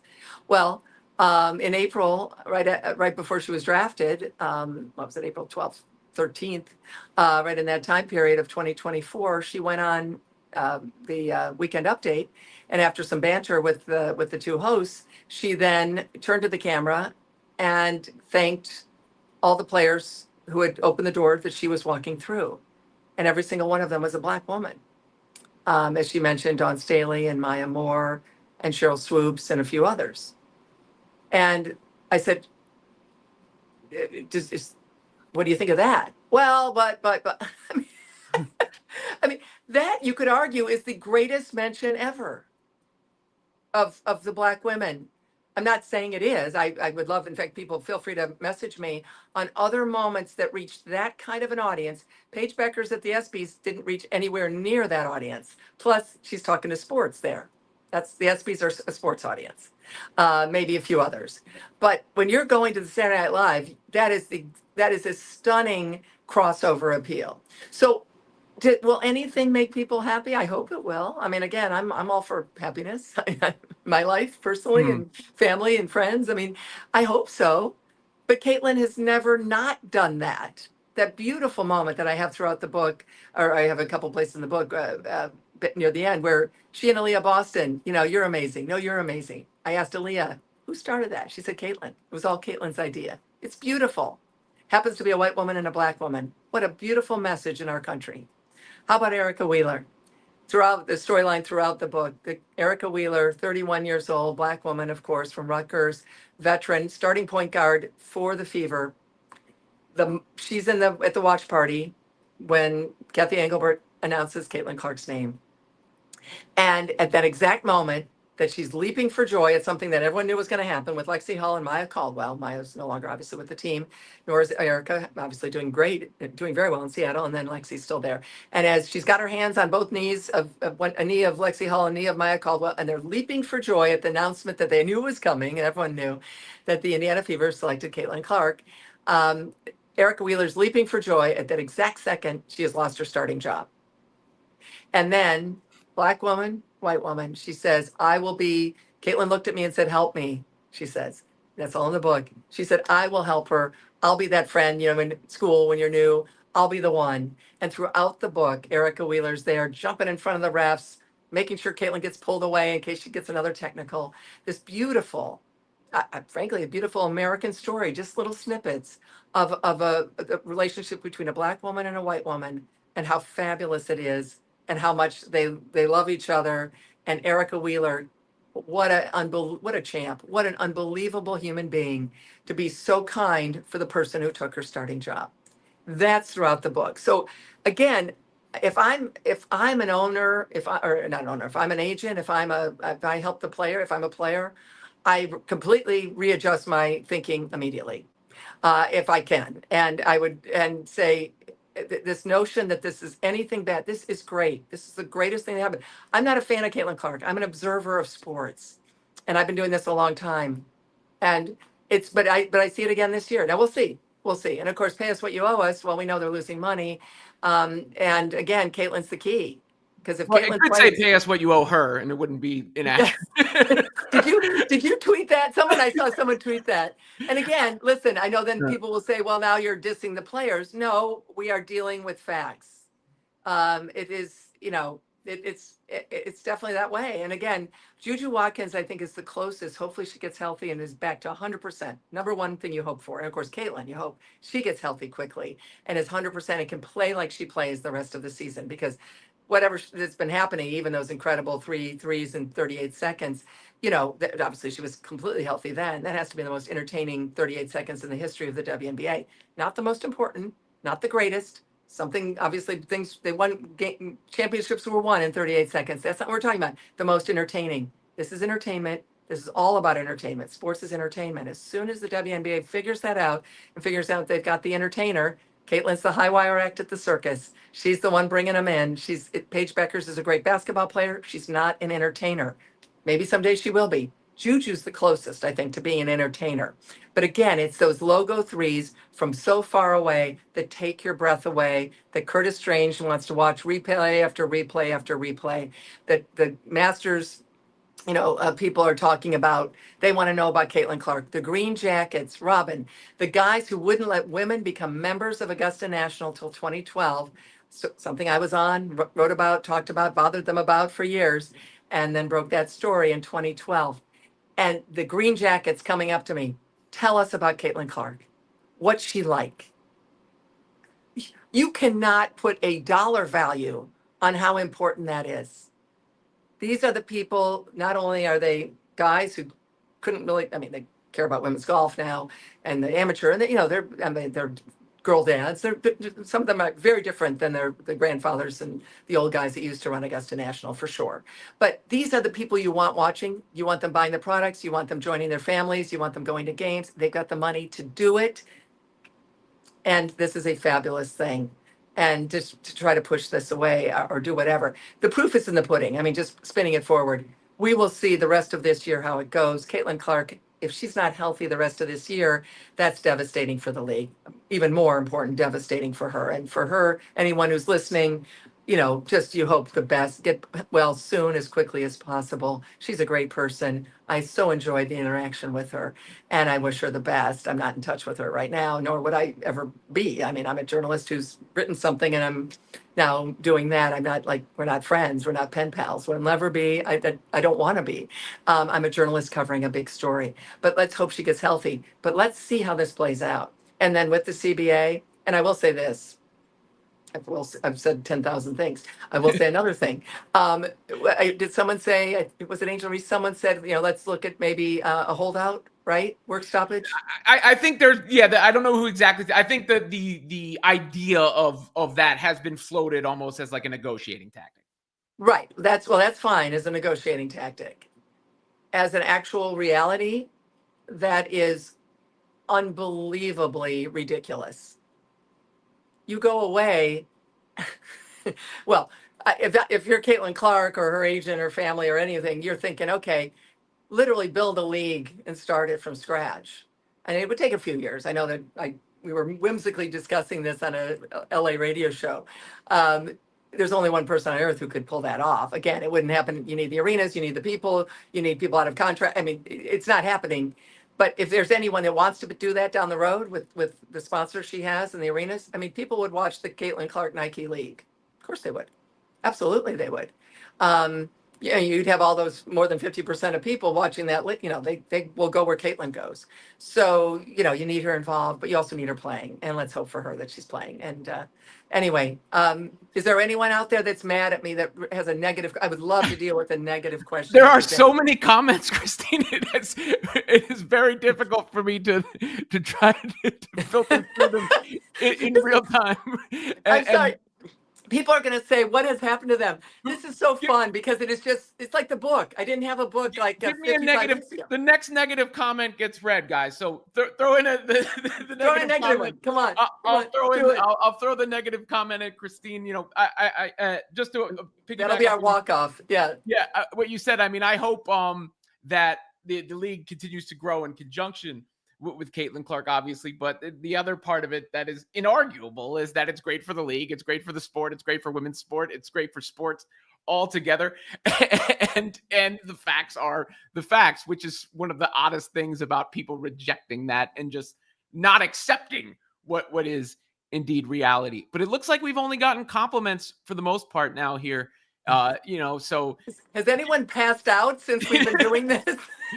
Christine, I do appreciate. I'm going with the electrolytes now. I'm like kind of half sweating here, and no, I'm sorry, Robin. Please go ahead. I'll let you close your own show. No, I appreciate you taking so much time, and I appreciate you taking the comments, and also the questions about the blowback, and also standing on business 10 toes. Last chance to plug the book, of course, which has gotten plugged plenty. But that was the point. And that's why you do these appearances, Christine. I don't think people understand that. Okay. Well, yes and no, but I no, and thank you, Robin. I love the give and take. I love it. You know what? I mean, this is your show, and we'll never take over your show, and I will never, people say, why don't you have a show? I'm like, well, maybe someday. But if you want to do this in a couple more weeks, I mean, maybe if people are loving it, I'm happy. I mean, I do. We both love to talk. Obviously, apologies for being a total blabbermouth here. This has been pure fun. It's been whimsical. It's been kind of magical. I mean, it's 2 hours. It's ridiculous. We both need to go, and everyone else needs to go and live their lives. But I just want to say a huge thanks. And if you do want, let's do another one sometime, because it would be a lot of fun. And again, bring it on. Negative comments, I want to hear it. Questions.